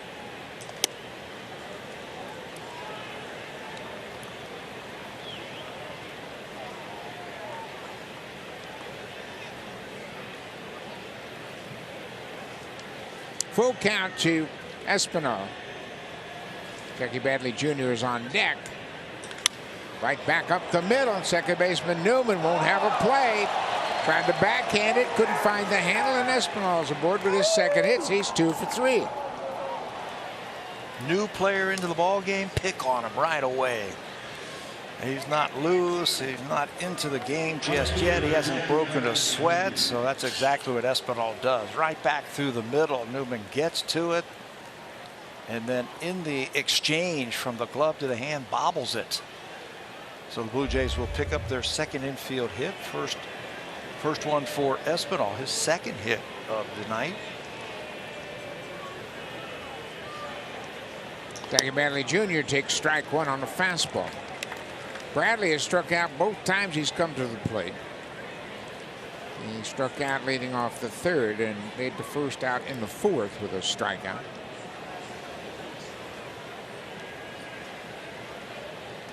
Espinal had to dive back in. He looked a little antsy, as if he might want to run here. There are some players and some combinations that John Schneider will hit and run with, or let guys have the green light. I don't know if this is the combination right here that they would use the hit and run. There he goes. Pitch is high. Throw from Henneman is a good one. Right on the money, and Espinal is thrown out. It looked more like a straight steal. Jackie Bradley Jr. never offered at it, but Espinal is thrown out. Nice throw by Heineman. Tyler came into this game 7 for 25, throwing out base runners. He gets a good pitch. This is basically a pitch out. A high fastball. Espinal with a good jump. This is a straight steal. You can see he never looks in to see what was happening at home plate, but that was a good pitch for Heineman to throw on. Little tapper up the first base line. Chavis will step on the bag and retire his former teammate, Jackie Bradley Jr., both having played in Boston. 2 quick outs here in the 6th.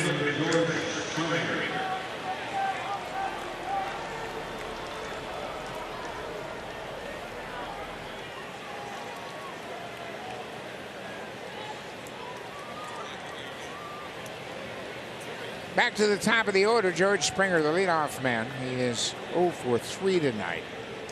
He is now 0 for his last 16. He needs to get something going here. George did not have a terrific homestand. He loops this one into center, and this one's going to be caught. Nice play by Brian Reynolds. He makes a sliding catch. The Blue Jays go in order. Top of the 6th, 2-0 Jays.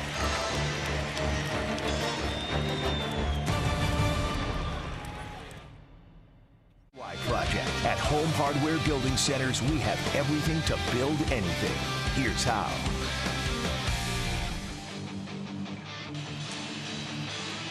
Welcome back to Pittsburgh. Alek Manoah is loose, and he is ready to start inning number 6. He is starting to get it together right now. He has retired the last 8 batters that he has faced, and I think a turning point for him was in that 3rd inning when Tyler Heineman, who is going to face here leading off the 6th inning, had a leadoff double and then was taken out at 3rd base on a nice play by Kirk. Since then, he has retired every batter, a lot of quick innings. That's exactly what you need. Alek Manoah getting ready for the 6th inning. Seems to be getting stronger, Buck, as this game goes along. That is a trend we've seen throughout his season, where he just kind of understands now, and you don't have to go 100% right out of the chute. Just kind of pitch your way into the ball game, and that's what he's done very effectively once again tonight.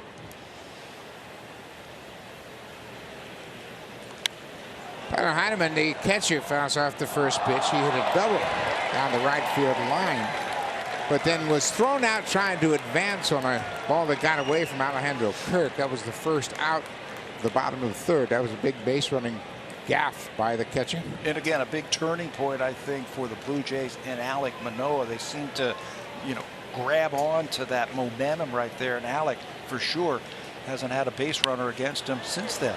8 in a row set down since he was thrown out at 3rd base. And Manoah's ahead 0-2. That last inning, when he had a 4-pitch inning, I think is going to get him another inning in this game. 4 pitches in the 5th inning. That might have bought him another inning here, because the Blue Jays They got some pitching decisions coming up over the next few days. Yeah, it's interesting you mentioned it. And you and I both saw Ross Stripling throw a bullpen today, which was kind of interesting. Originally, he was scheduled to pitch tomorrow. But now he's been pushed back to Sunday. And the Blue Jays officially are going to make an announcement after the game as to what John Schneider has up his sleeve for the rotation. But it sounds like it's going to be a bullpen day tomorrow. With the thought of being, you take Barrios and Gausman and you put them in the doubleheader Monday against the Baltimore Orioles, because that's the team you're trying to keep off your tail.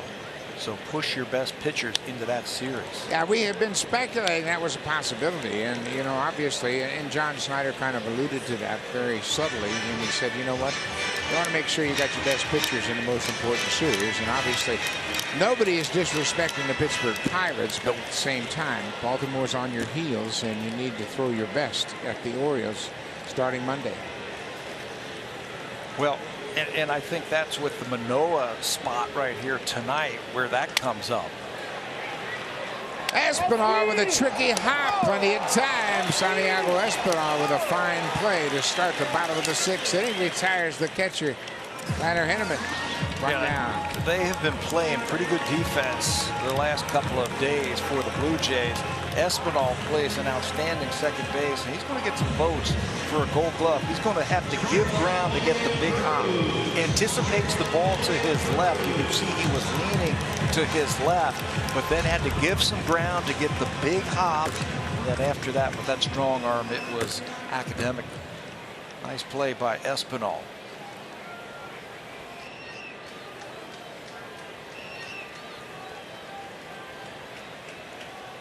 Back to the top of the order for Pittsburgh. O'Neill Cruz has popped out and flied out. Takes the first pitch, strike.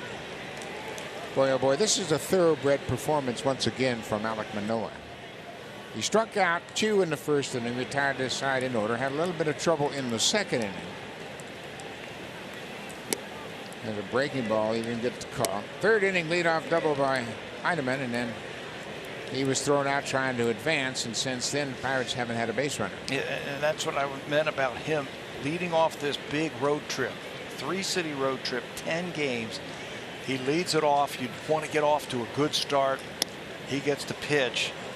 It also affords the Blue Jays a chance for him to pitch in the Baltimore series because he's thrown in this first game here in Pittsburgh. That is a 4-game and 3-day series. Doubleheader Monday, single games Tuesday and Wednesday, and then the Blue Jays will have Thursday off down in Texas before they take on the Rangers.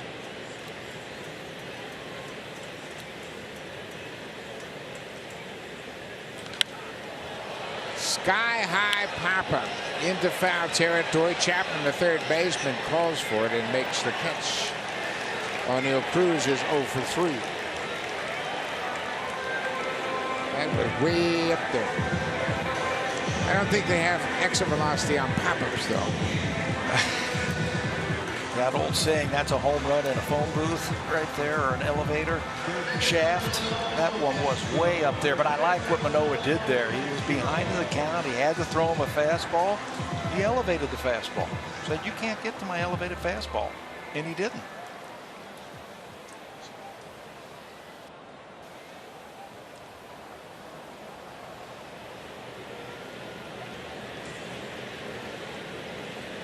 Rodolfo Castro now at third base.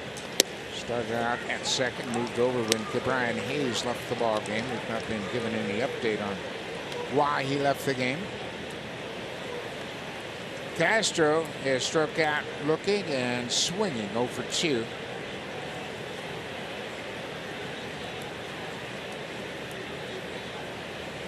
Inside. Manoah has 5 strikeouts. He hasn't had a strikeout since the 4th inning, but he's getting quick outs, quick resolution.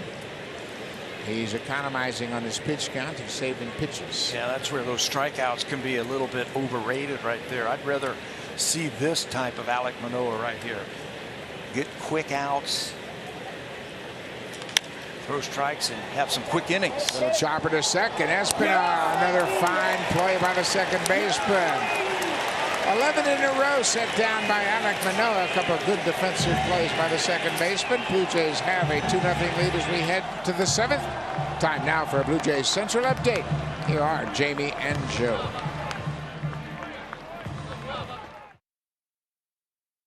Most memorable moments and the biggest plays, as this postseason will be next level. Get guaranteed postseason access now by becoming a 2023 season ticket member. Visit BlueJays.com/season tickets today. Postseason picture is still pretty hazy. Nobody really knows. Got the wild card race for sure. You look at the wild card race, the two teams, Seattle and Tampa Bay, tied atop the wild card race. Toronto has the 3rd spot. And Baltimore closing on them. New pitcher for the Pirates. Chase DeYoung was a draft pick, actually, by the Toronto Blue Jays in the 2nd round, way back in 2012. Made his major league debut in 2017. Here he is pitching out of the bullpen for the Pittsburgh Pirates. He's got pretty good numbers for him this season. For DeYoung, he's got a pretty good fastball like everybody else nowadays out of that bullpen, about 93. He'll also throw a little bit of a slider, curveball, and a changeup. He's had some good numbers this season for the Pirates. Third pitcher of the game here in the 7th, Vladdy Guerrero. He is 1 for 2. He was also hit by a pitch. He goes after the first pitch and fouls it out of play. Blue Jays 2 runs on 7 hits, no errors. They've stranded 8. The Pirates no runs on 2 hits. They've not committed an error, and they've stranded just 2. Alek Manoah has retired 11 in a row.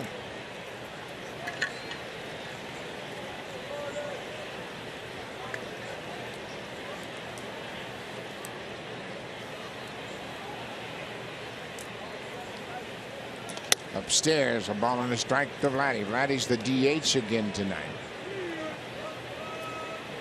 He DH'd on Wednesday night, had the off day on Thursday, and he's DHing once again. Just an opportunity to get him off his feet a little bit and limit him to just DH role. This is the 27th time this season he's DH'd. Yeah, nothing wrong with him physically, but they just wanted to just make sure that he remains strong and remains healthy for the last part of the baseball season, this last month of September. Understand that Lourdes Gurriel had a little problem with his wrist, his left wrist, and that's why he is out of the lineup today. And they had to juggle the outfield a little bit tonight. Fly ball to right field, not deep. Jack Sawinski moving to his left, makes the catch. Guerrero's retired, 1 down. That's how the 7th starts here in Pittsburgh.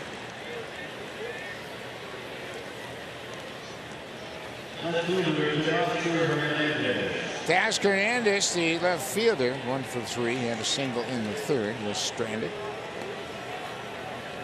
He made a bid for an infield hit in the 4th inning with 2 outs and a ball deep in the hole at shortstop, and O'Neill Cruz threw him out. Well, we heard all about his arm, and that one, it was on display. I didn't think he had a shot to get Teoscar, who can really run.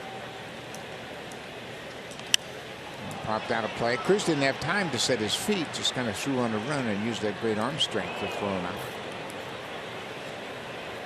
You see the players wearing that yellow ribbon on their jersey, and many of the coaches and managers are wearing the yellow wristbands. It's Pediatric Cancer Awareness Month, and they're wearing that yellow ribbon to bring attention to pediatric cancer.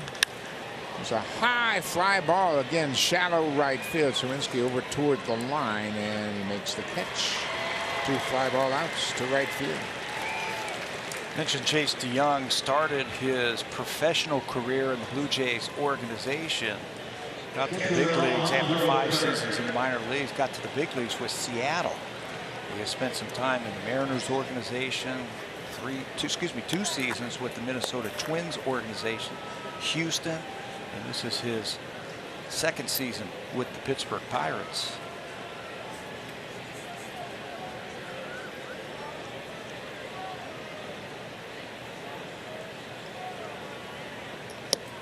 Orlando Kirk trying to ambush that first pitch fastball, chased one upstairs.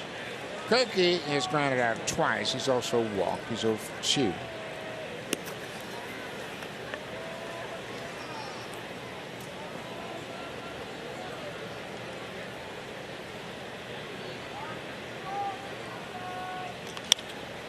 It's going to reach the seats out of play. He's down 0-2 quickly. You know, if he wants to, he's got the whole right side of the infield to work with, because the Pirates were in the shift, and now with 2 strikes they are starting to straighten out that shift. Throwing a lot of breaking balls down and away. You don't want to pull that ball when there's 3 men on the infield. Take that ball the other way if you have to. Pops this one up into the outfield. Brian Reynolds, the center fielder, comes in, and Chase DeYoung has a quick inning. 3 fly ball outs. Blue Jays go down in order. Head to the bottom of the 7th. Jays have a 2-0 lead. And we're taking a pause now to acknowledge all the children and the awareness of pediatric cancer, and all the players have come out and they're standing up for pediatric cancer, and we all do the same as well. And I can really relate to all of this, and I want to wish all the kids that are dealing with cancer all the best. It's a terrible disease, and I know that you can fight it with the help of our great doctors and a positive attitude. So keep up the great fight. And you too, my friend. We're in good shape, thanks to all of your wishes and all the fans' good wishes. We're happy to be back in the booth. The Blue Jays, they have a 2-0 lead now. Alek Manoah has done exactly what they hoped he would do, set the tone for this road trip. Pitch deep into this ball game, save as many arms in that bullpen as possible, because tomorrow looks like it's going to be a bullpen day for the Blue Jays. And when you go on the road like that, you're just not really sure how many innings you can get out of your bullpen, and you can burn it out very quickly before you head into Baltimore for that big 4-game series. So you need Manoah to do what he has been doing tonight, and he started off the way he should. Struck out Castro in the first inning, and then got Brian Reynolds looking to end the first inning. All told, now he is into the 7th. He's had 5 strikeouts. He has retired the last 11 batters that he has faced. He gave up the leadoff double to Tyler Heineman in the 3rd inning. Kirk erased him on the bases when he tried to advance on a pitch that got away from him, and then they turned it over to the big man. He's been very fluid. He has thrown a lot of strikes, and he's had some quick resolution to the at-bats. The strikeouts are down. That's fine. The walks are down. That's even better. Keeps the pitch count down and helps him to get deeper and deeper into this ball game. Now, he has had a terrific season, just 75 pitches through 6 innings, so he's in good shape as far as that goes. And you know what? He understands his responsibility in this ball game. Pitch deep into the game, put the Blue Jays in line to win it. And he has done exactly that. Alek Manoah looking for his 13th win of the season. He came in sporting a .260 earned run average. Brian Reynolds, he has struck out both times he's stepped in against Alek Manoah. Caught looking in the 1st, swinging in the 4th. It's a big inning for him, because it's a leadoff with Brian Reynolds, probably their most experienced hitter, probably their most talented, their best hitter. Got to get him, have another inning like he's had the last few. The Pirates have had 3 base runners.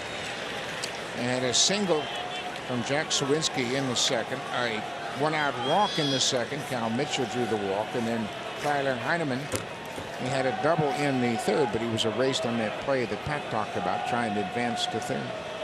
3 base runners through 6 innings. 0-2.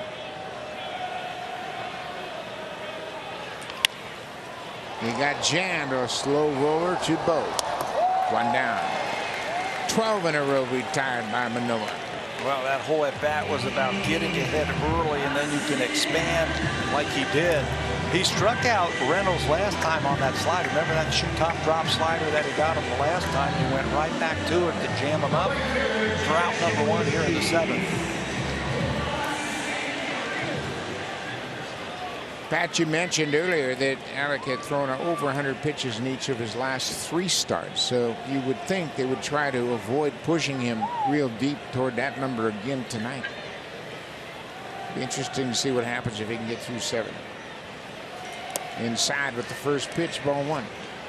Well, depending on how he gets through 7.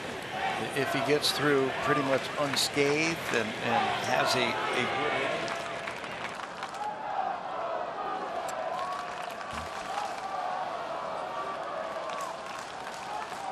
So here's the 1-0 pitch. Outside, 2-0 now.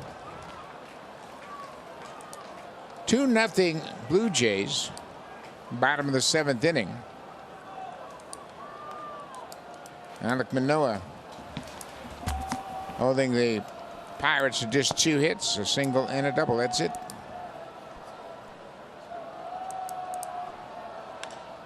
There's a base hit, clean single into center field for Sawinski. He has 2 hits against Manoah, 2 of the 3 hits coming off the left-hander's bat. Clean single to center field, a 1-out single here in the 7th.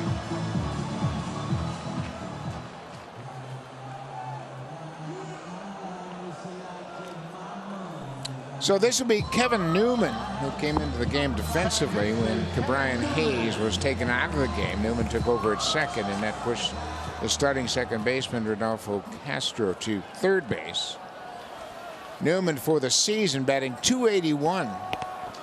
Just 1 home run, 18 RBIs in 57 games.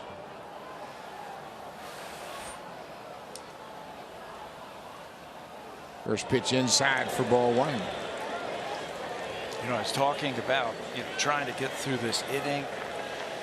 And if you can get through this inning, then you're back to the bottom of the inning again. And I say, depending again what happens here, send him back out there for the 8th inning. You want to save as many bullets in that bullpen as possible. There's a fly ball into center. Springer broke back. Now he's coming in, and Newman's retired. 2 away. Yeah, I agree with you 100%. If he can have another quick inning right here, just send him right back out there from the bottom of the order. Boy, if you can get 8 innings from Manoah in game 1, that is super. Yeah, and then again, depending on what the score is, if the Blue Jays score 2 or 3 runs, then you can let somebody else finish up. If they don't, you got Jordan Romano to pitch the 9th inning. Well, rosters have expanded now to 28. Bradley Zimmer is here, the outfielder, and Casey Lawrence, the pitcher. They've added 2 players, and that's the limit in September, new this year for the first time. And how does Casey Lawrence fit into this equation, especially in this series here? Length. He's a length man. Yeah, that's right. And if you're going to have bullpen day tomorrow, he and Yusei Kikuchi could become very valuable people for the Blue Jays tomorrow. There's a strike, 1-1 now. Cal Mitchell, we mentioned he walked in the 2nd. He grounded out to 3rd back in the 5th inning.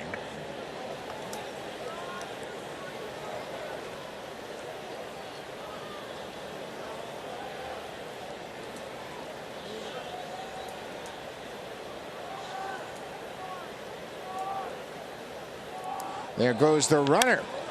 Ground ball through the left side. That's a base hit.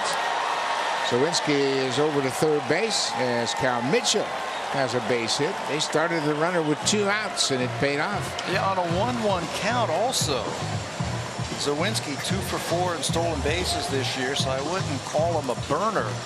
But with Bo Bichette in the shift, having to cover the base, that opens up a little bit of room for him, and he takes advantage of it. Cal Mitchell with his first base hit of the night, 2nd time that he has been on, and Pirates have something brewing here in the 7th. Michael Chavis, we mentioned how aggressive he is. He has lined out to left field and popped out. He popped out on the first pitch he saw back in the 5th inning. But he's a swingman, very aggressive on that first pitch, 1st and 3rd.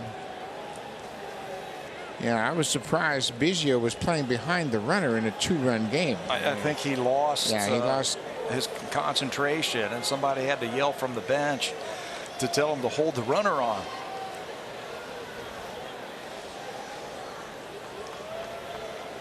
Davis is 0 for 2. Takes a pitch inside for ball 1. This is where Alec has had in the past that ability to reach back when he needs a little something extra. A little bit more on the fastball, a little bit more break on the breaking ball to get out of these tough situations. Swing and a miss by Chavis. Chavis has some power. 14 home runs this season. Adam Simber loosening up.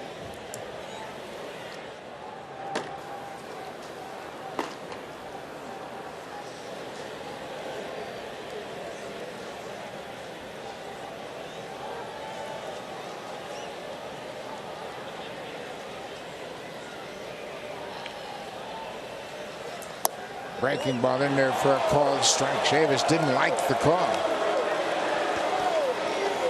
It's happened a couple of times to the Blue Jays tonight. Remember, Bo Bichette had a breaking ball that was off the plate that was called a strike.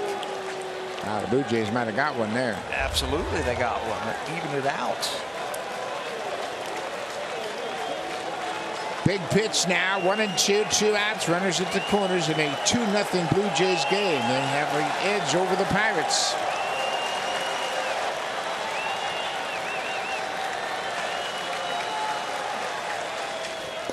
Breaking ball. He took it low. 2 balls and 2 strikes. Jack Sawinski is at third. His second base hit of the night. He went to third on a base hit by Cal Mitchell. He's at first.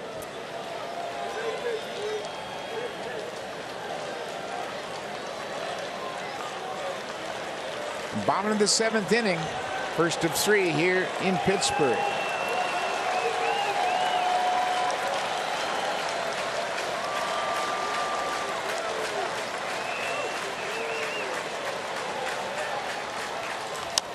Ground ball. Chapman charging.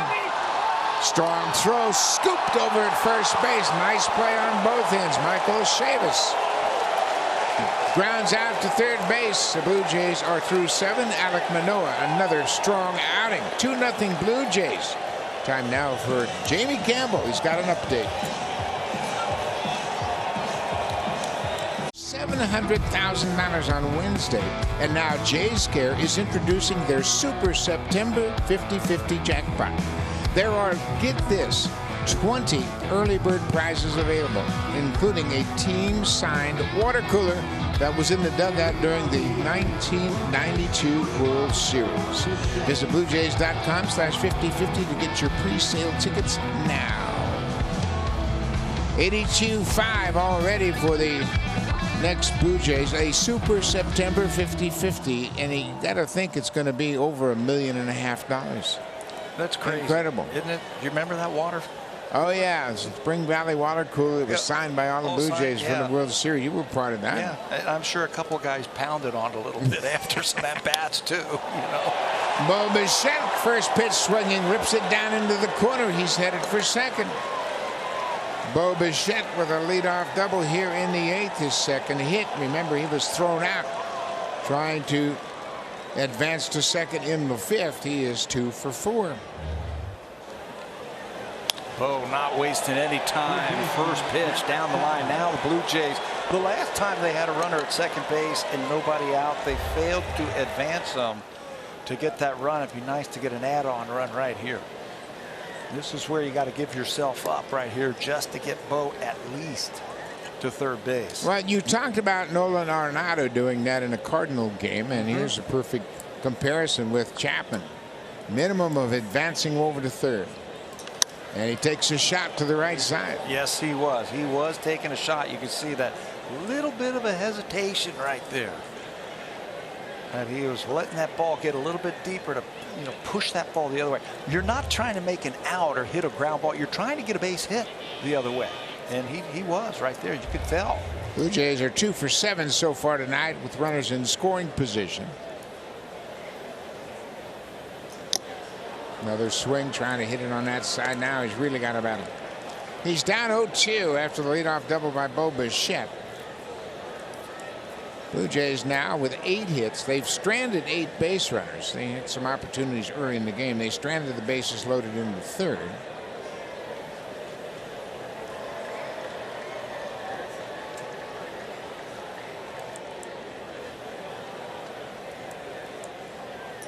upstairs. You know, in a bat like this, when you're down 0-2, now 1-2 against Chase DeYoung, you've just really got to think, I got to salvage this at bat and do something positive. Absolutely. Absolutely. You're just trying to just base hit, whatever it takes.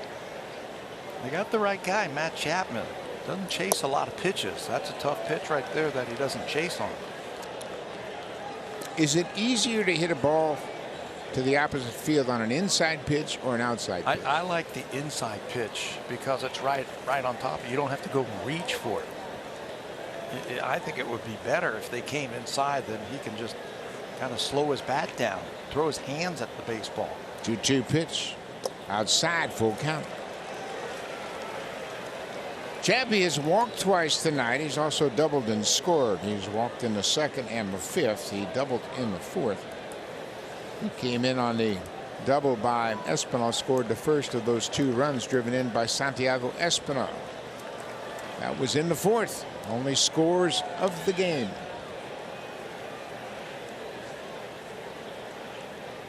Three-2 pitch outside, and that'll go back to the screen, and Bo will go to third. So Chapman walks for a third time tonight. He's been on base all 4 times. That's his 50th walk of the season. And even better than that, that wild pitch is going to send Bo Bichette to third base, where a fly ball will score him.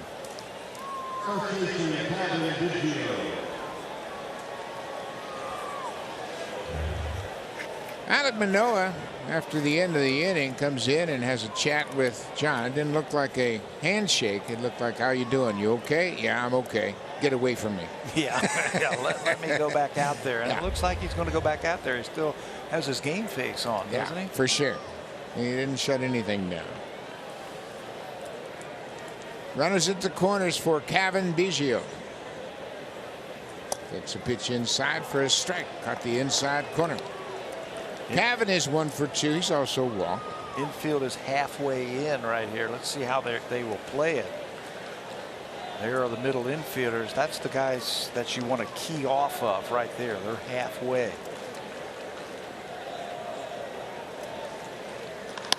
Fly ball. Not that deep in center. Reynolds coming. Bichette tagging at third, and he will fake and hold up. The ball wouldn't hit that deep.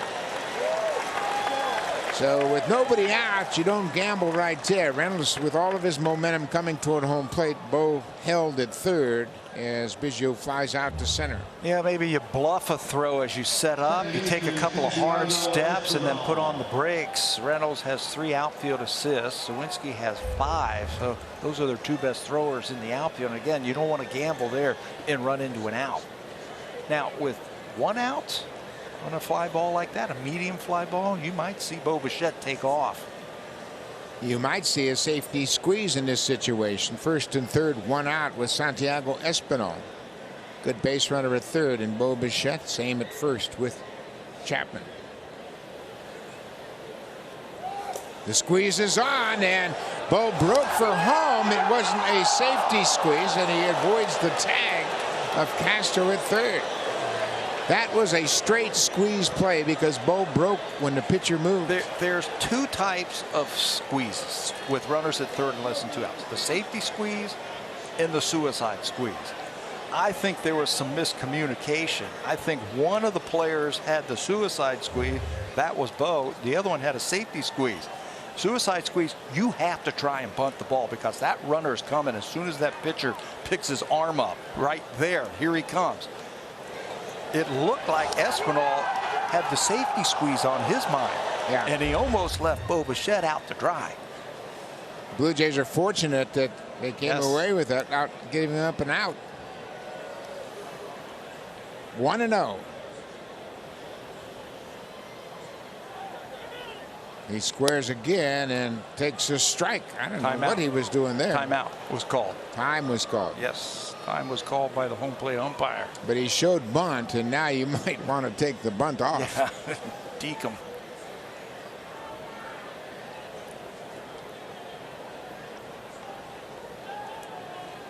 So that was no pitch, and it is 1 ball and no strikes. Bose at third, Chapman at first.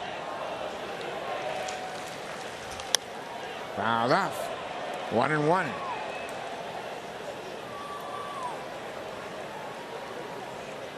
John Schneider knows how important this run is right here. So he's just trying to figure out any way to get the run in. Again, safety squeeze is the batter has the option, if it's a strike, to bunt it. If he does, then the runner's coming home. And it's tough to defend if you do it right. If you don't bunt it back to the mound, it's tough to defend. And it should get you a run. In this situation, if he bunted it straight towards straightaway second, it would be a base hit and RBI, and they wouldn't be able to get an out the way they're playing the infield. In the shift. No sign of a bunt there. Now 2-1. He tried to bunt the other day with a runner at second base. Sacrifice. Yeah, and that bunt that he had the other day would work perfectly today. The other day he was supposed to bunt it to the third baseman. This one, he can just get it down. If he bunts like he did the other day, it's going to be a run and maybe even a hit for him. Not bunting. Takes it outside. 3-1. Espinal is 2 for 3. He had the 2-run double in the fourth. He singled in the sixth. Was thrown out trying to steal. Bichette doubled to start the inning. Chapman walked right behind him, and Bichette moved to third on the ball 4 wild pitch. 3-1 to Espinal. Outside, that'll load the bases. Second walk of the inning. 6th walk issued by Pittsburgh tonight. Now, if you're the Blue Jays, you're not thinking about one run. You're thinking about having a bust-out inning right here. Somebody come up with a huge hit to bust this thing open. Pitching coach has come out of the Pirates dugout. You know, have a conference here, a chance to give Chase DeYoung a little bit of a breather and regroup. Kevin Biggio flied out to center field, the only out of the inning. The bases are loaded. The Blue Jays had the bases loaded in the third inning and couldn't capitalize. They stranded all 3 base runners. They have left 8 on so far in this game. 2 for 8 with runners in scoring position. Yohan Ramirez now warming up in the bullpen.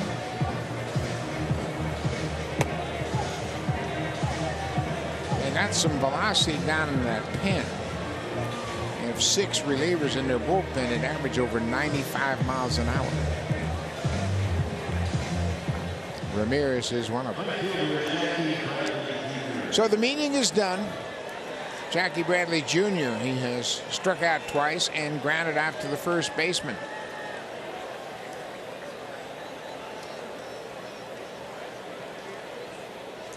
Breaking ball in there for a strike. DeYoung jumps ahead. One swing of the bat could erase what has been a bad night so far for Jackie Bradley Jr.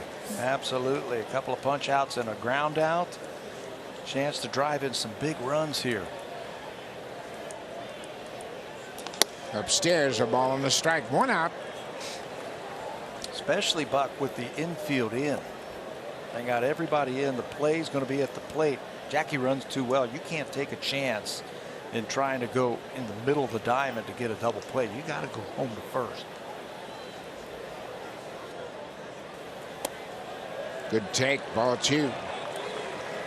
The only way I think they might try to turn a double play is Bradley hits it right at O'Neill Cruz where he's standing. If he gets a ground ball, he can step on the bag and go to first. That's the only double play chance I think they might have. He's got that cannon for an arm. 2-1 to Bradley. Breaking ball. Swung and missed. He was guessing fastball. He was geared up for the fastball, jumping out, and they threw him the breaking ball. I swear you got to tell yourself you're going to stay back. Think about a line drive right over the shortstop's head. That'll keep you on that breaking ball just a little bit longer. 2-2 inside. It's a full count.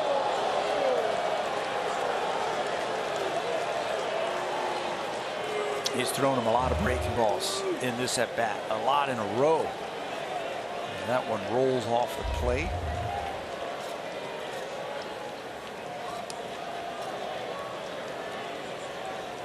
Full count, 3-2. Here's the pitch. Lined foul down the right side. Ball was inside, but too close to take. He has seen enough breaking balls now that he should be able to time one up. Blue Jays have hit 5 grand slams this season. Right now, they'd be thrilled with a base hit. Add to their 2-0 lead.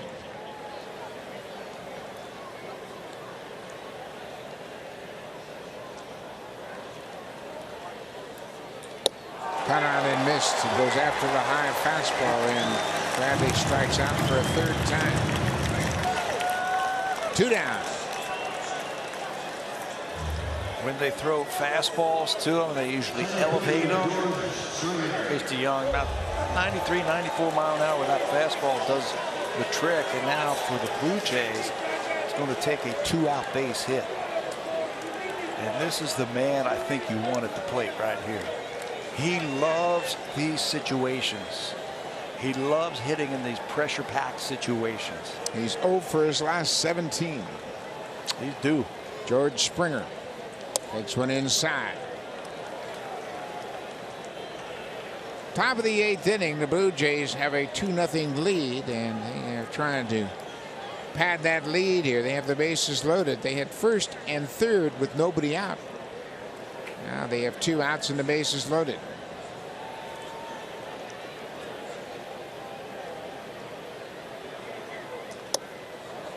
Outside. 2-0. Make him come to you. He's got to come to you. No place to put him. If he walks him, it's an RBI. And you got to keep telling yourself that, hey, you got to come to me, and I'm going to be ready for you.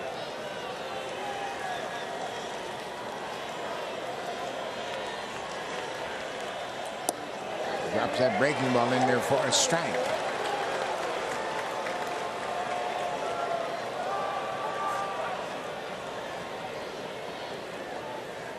Springer with 2 outs and runners in scoring position for the season, hitting .286. 2 balls and a strike to George. Fouls it off. Fastball in a good spot. And a little bit up, and that swing got a little bit long right there. Those first 2 pitches he took, he was under control. In a fastball count, gets the fastball, and fouls it back. Now go back to that approach you had those first 2 pitches of this at bat.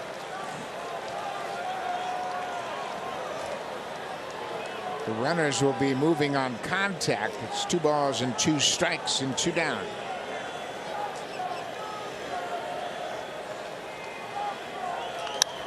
Popped out of play over the Blue Jays dugout, and we'll do it again.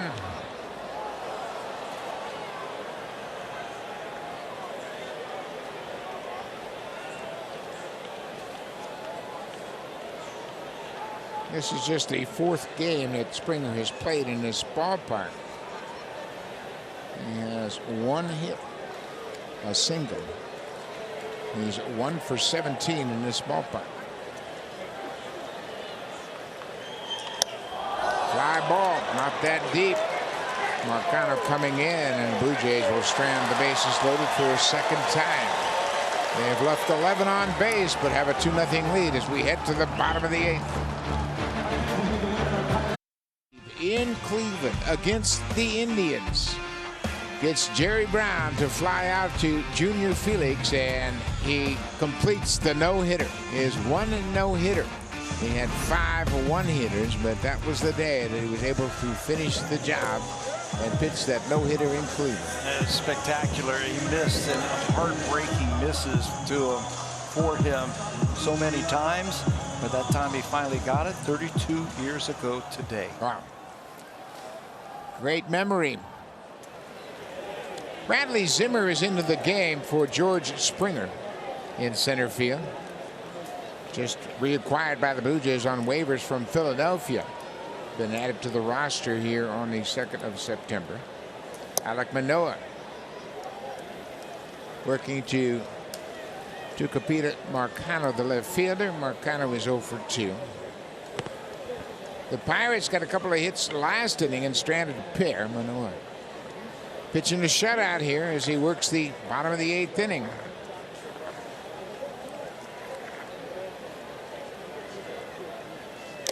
Cut on and foul chipped back into the catcher's mitt. Manoah, his pitch count in good shape. 93 pitches.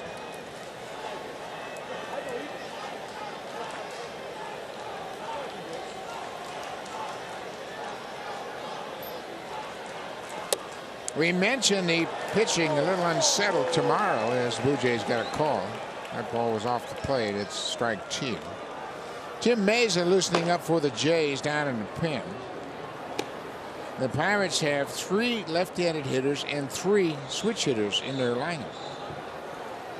So Mesa up and ready. Just in case Alec needs some help finishing up this inning.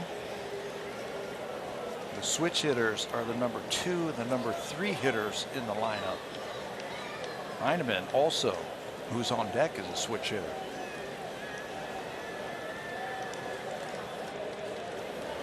Hit that first guy. Make things a little bit easier on yourself.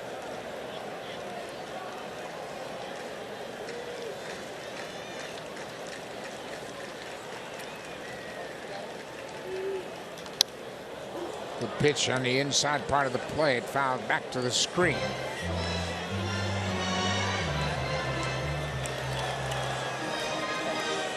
I think this is where you want to empty the tank right here.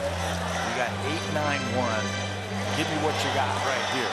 And if you can't finish the inning, we've got some bullpen mates who can help you out. And then Romano for the 9th inning. But this is where you got to reach back for a little whatever you have left in the tank and try and finish it off. Manoah has held the opponents to 4 hits in each of his last 3 starts. Called strike 3. Got him with the fastball. That's the first strikeout for Manoah since the 4th. What better way to spend a Thursday afternoon than at the ballpark watching the Blue Jays? The postseason battle is in full swing, and the Rays are in town on Thursday, September 15th. First pitch is at 3:07. Get tickets today at BlueJays.com. Tampa Bay has a 1-0 lead over the Yankees in St. Petersburg. They are in the bottom of the 7th. Tampa Bay continues to get excellent pitching.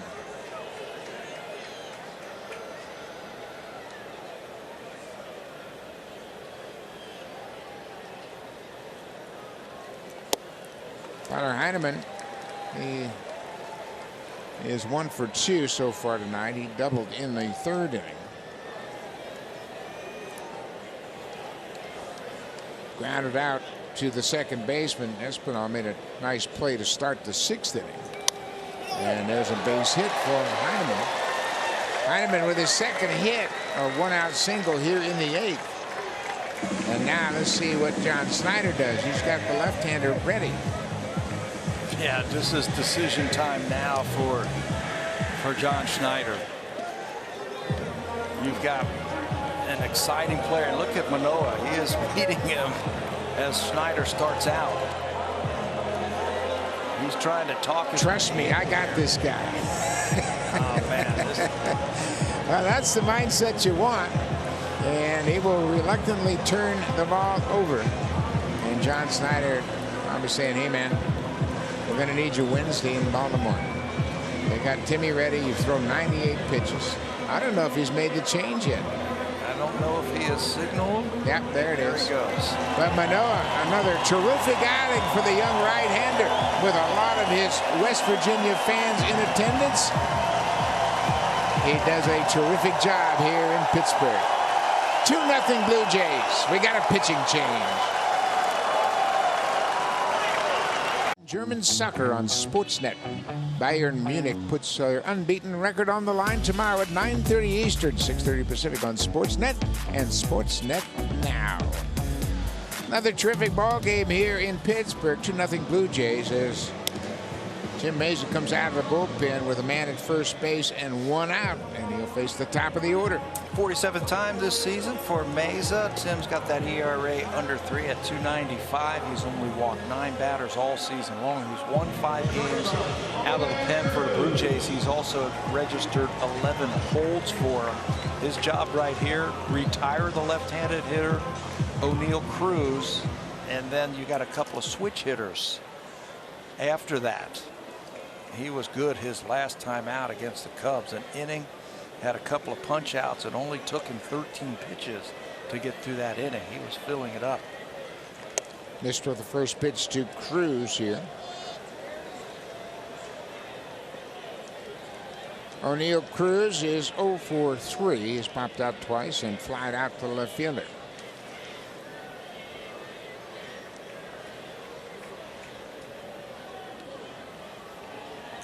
There's a strike, 1-1. Cruz batting just 181 against lefties, but just 213 against righties. Yeah, and he has a lot of swing and miss in his game. If Meza can break off one of those sliders, he should get him. Cruz has struck out in 17, at least once, in 17 consecutive games. That's the longest streak in baseball. And now he is a strike away from making it 18. 1-2.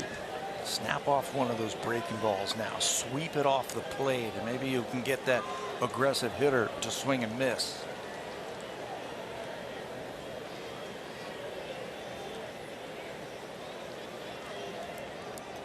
And he did. 18 straight games with a strikeout for O'Neill Cruz as Tim Meza hits him with a high fastball.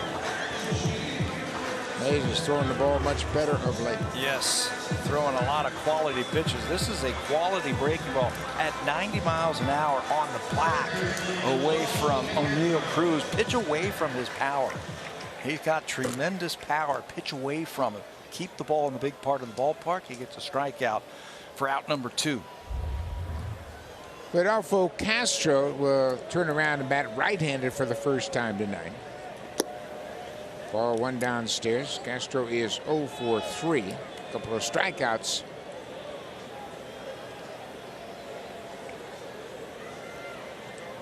He's a little bit better from this side of the plate. Buck, he's got a little bit more power from this side of the plate. He's a switch hitter.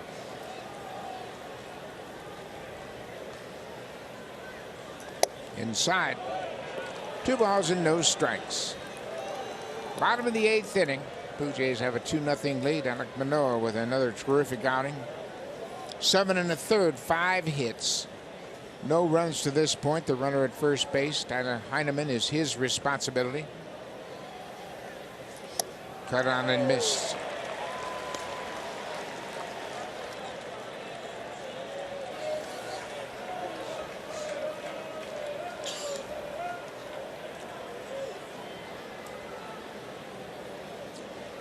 Baltimore has taken a 5-2 lead over Oakland.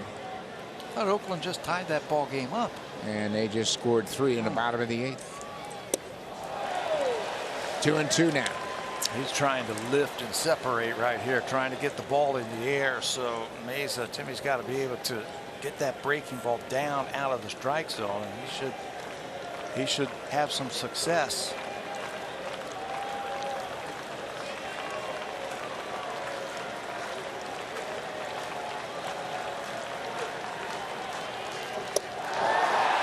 Swinging strike 3.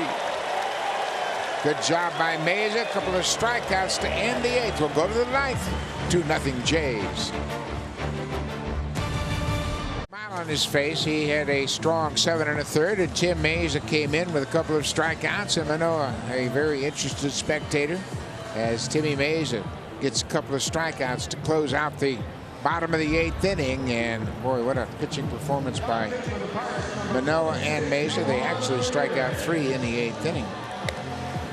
And the Blue Jays will take a 2-0 lead into the 9th. And a new pitcher for the Pirates is Yohan Ramirez. Love seeing those relievers coming in, stranding those runners on base, saving those runners for Alek Manoah, Ramirez has a big arm. You mentioned all the guys who come out of that pen throwing 95 plus. This is one of them, and he loves his fastball.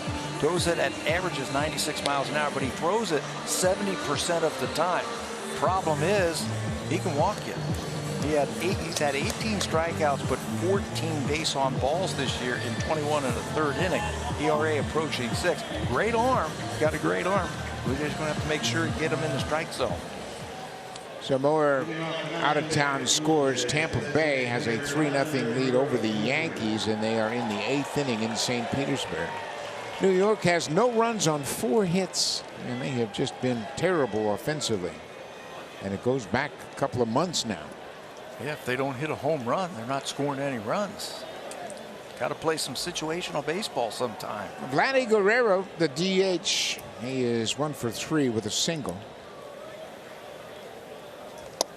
Inside, first pitch fastball misses. Guerrero, Hernandez, and Kirk for the Blue Jays here in the 9th. 2 runs on 8 hits for the Jays, no runs on 5 hits for the Buccos.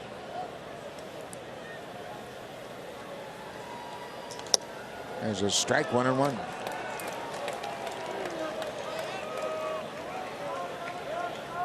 Alek Manoah in line for his 13th win of the season.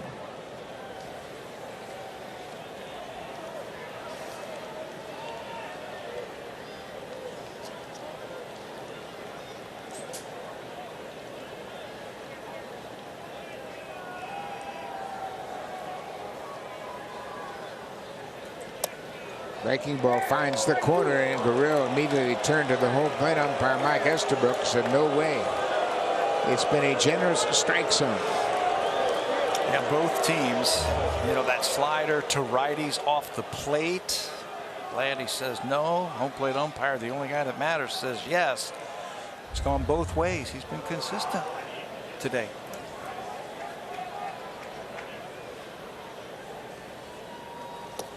Vladdy chases that one down and away.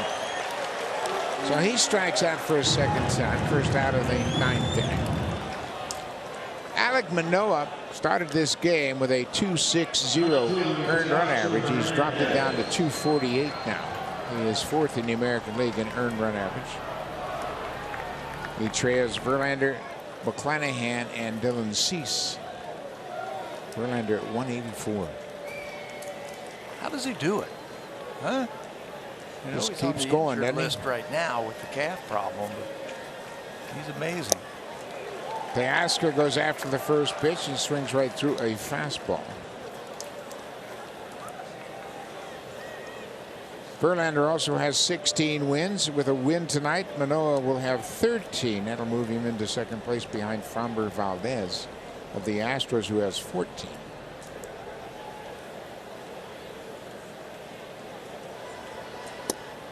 Strike 2.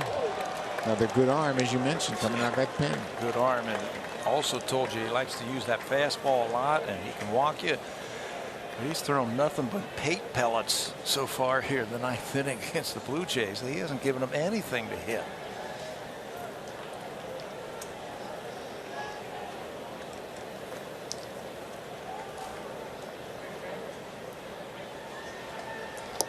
The slider missed down and away. It's 1-2.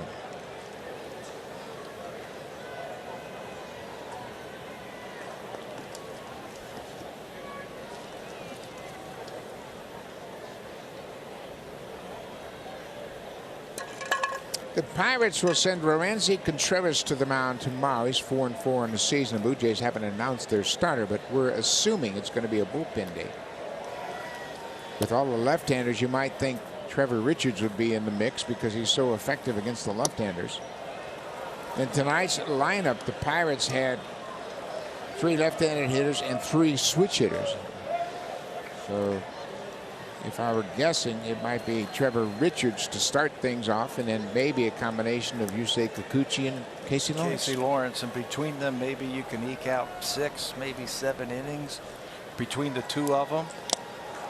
And in that, as Teoscar goes down, another good fastball against that part of the plate. Whoever they open up with tomorrow.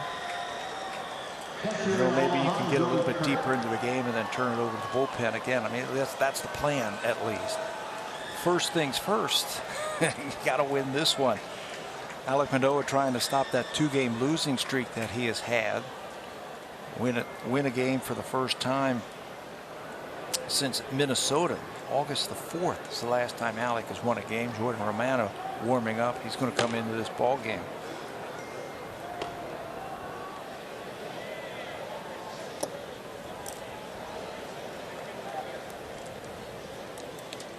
Alejandro Kirk, the catcher, boy, he's done a heck of a job behind the plate. He is 0 for 3 with a walk. Batting,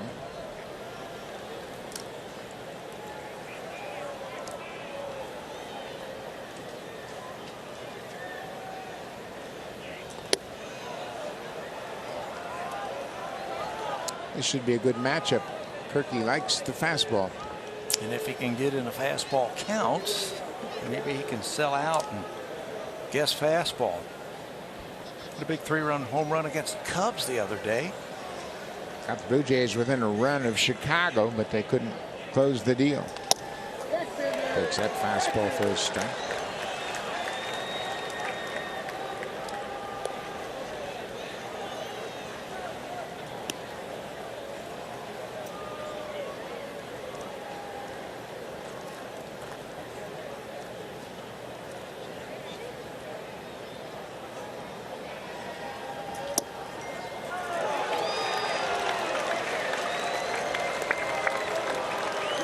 Two and two now.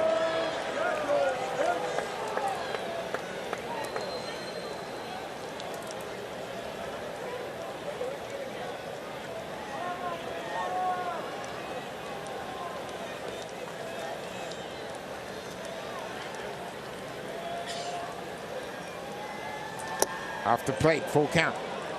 That slider he didn't offer out. Yeah, he doesn't. He's got such a good eye. He can wait so long. That's why he doesn't strike out a whole lot.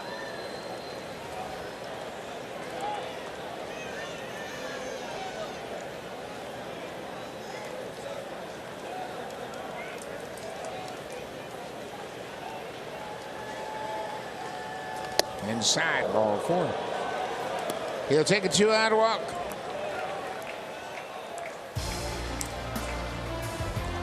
This copyrighted telecast is presented by authority of Rogers Blue Jays Baseball Partnership and may not be reproduced or retransmitted in any form.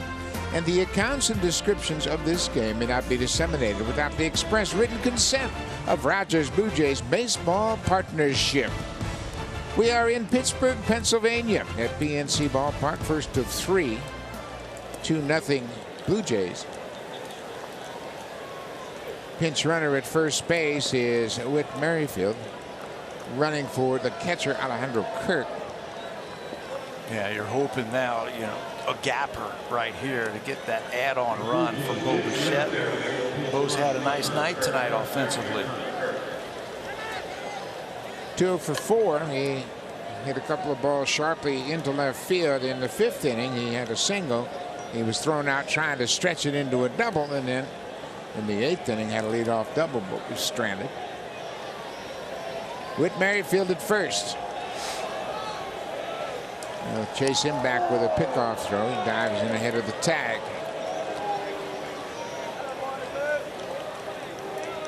Merrifield 16 of 19 in steals this season.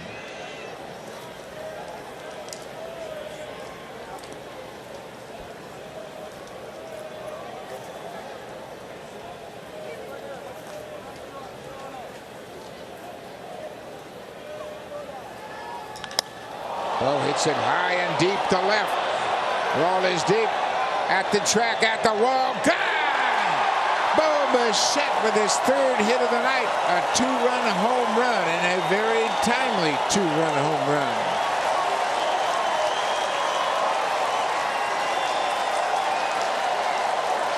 Well, that will get the Blue Jay fans on their feet behind the dugout. Bo Bichette been swinging a hot bat and comes up with a clutch base hit. There are the fans in all their blue jerseys As Bichette sent that ball, it looked like it was a catchable ball in left field.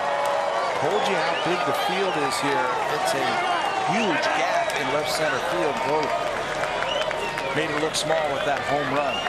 His first homer since August 9th at Baltimore against the Orioles, and he picked a good time to go deep. His third hit of the game. Little cushion now for the Blue Jays. Out in the plate, a breaking ball that he turns on and hits it a long way. Marcano gets back there, not really sure where the wall was, runs into the wall. That knocks him down, and the ball safely lands in that first row. Bouncing ball up the middle, right near the bag. Matt Chapman is thrown out. That'll end the top half of the ninth inning, but Bo Bichette with a huge two-out home run has given the Blue Jays a 4-0 lead as we head to the bottom of the ninth. September 12th to the 15th for a pivotal 5-game series, including a day-night doubleheader on Tuesday. So get your tickets today at BlueJays.com for some great September action. The Rays are at Rogers Center. Tampa Bay currently has a 3-0 lead over the Yankees in the bottom of the 8th. And we keep talking about the wild card race, How about Tampa Bay? If they beat the Yankees tonight, they'll be 5 games back of New York. Yeah, not the wild card of the American League. Division. That's right. Well, we saw Jordan Romano warming up, and when the Bo Bichette home run left the ballpark, it was no longer a safe situation. So he sits down. Adam Simber gets up, and he will come in. His team leading 61st game this season for Simber. He last worked 4 days ago in that Cubs series, threw an inning in that game, had a strikeout, just took him 8 pitches. Danny Jansen will also come in after Alejandro Kirk was pinch run for. He will catch the 9th inning. He and Simba will form the battery as the Blue Jays try to put the finishing touches on game 1. Simber gets Reynolds to go after the first pitch. Reynolds is 0 for 3 with a couple of strikeouts. Boy, what a big home run by Bo Bichette. And he hadn't hit one since the 9th of August in Baltimore. This has popped up over near the Pirates dugout. Chapman giving chase, and that ball will be out of play into the seats. Jays have been looking for a clutch hit from somebody tonight. They have left 11 runners on base. Bases loaded twice. Somebody to knock in a run and give them a little bit more of a breathing room in this ball game. And that was that guy right there. Another foul into the seats down the left side. Simber comes in throwing strikes, whether it's that slider or a fastball. He is the 9th highest in strike percentage in the majors.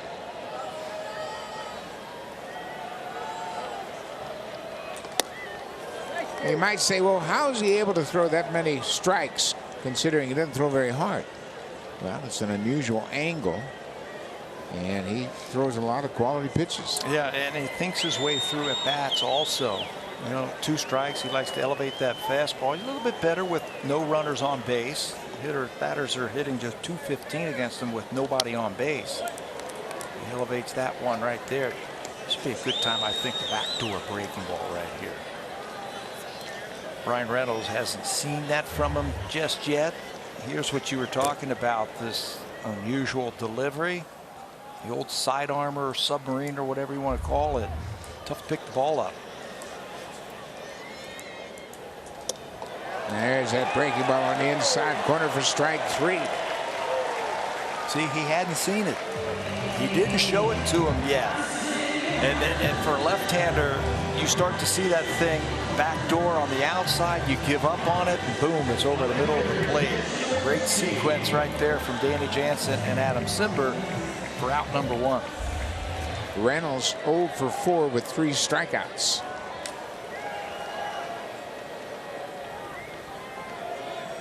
Jack Sawinski has had a good night. He's 2 for 3, a couple of singles. Got his average over 200.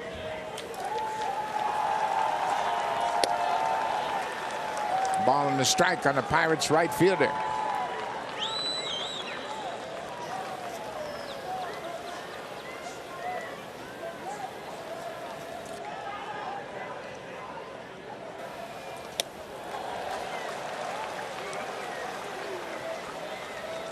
love that. I love how he's just going right after him here. Fastballs up to the lefties, backdoor breaking balls. Popped up. That's hooking toward the seats, and it'll be into the seats. Well out of play down the left side. 1-2. Yeah, when you come out of the bullpen, man, you are so much better off throwing strikes. You don't give the hitter an awful lot of information about what you're featuring on a given night, and especially when you're a side armor like Simber. Just throw strikes. Lots of different looks. Bradley Zimmer in center. 2 down.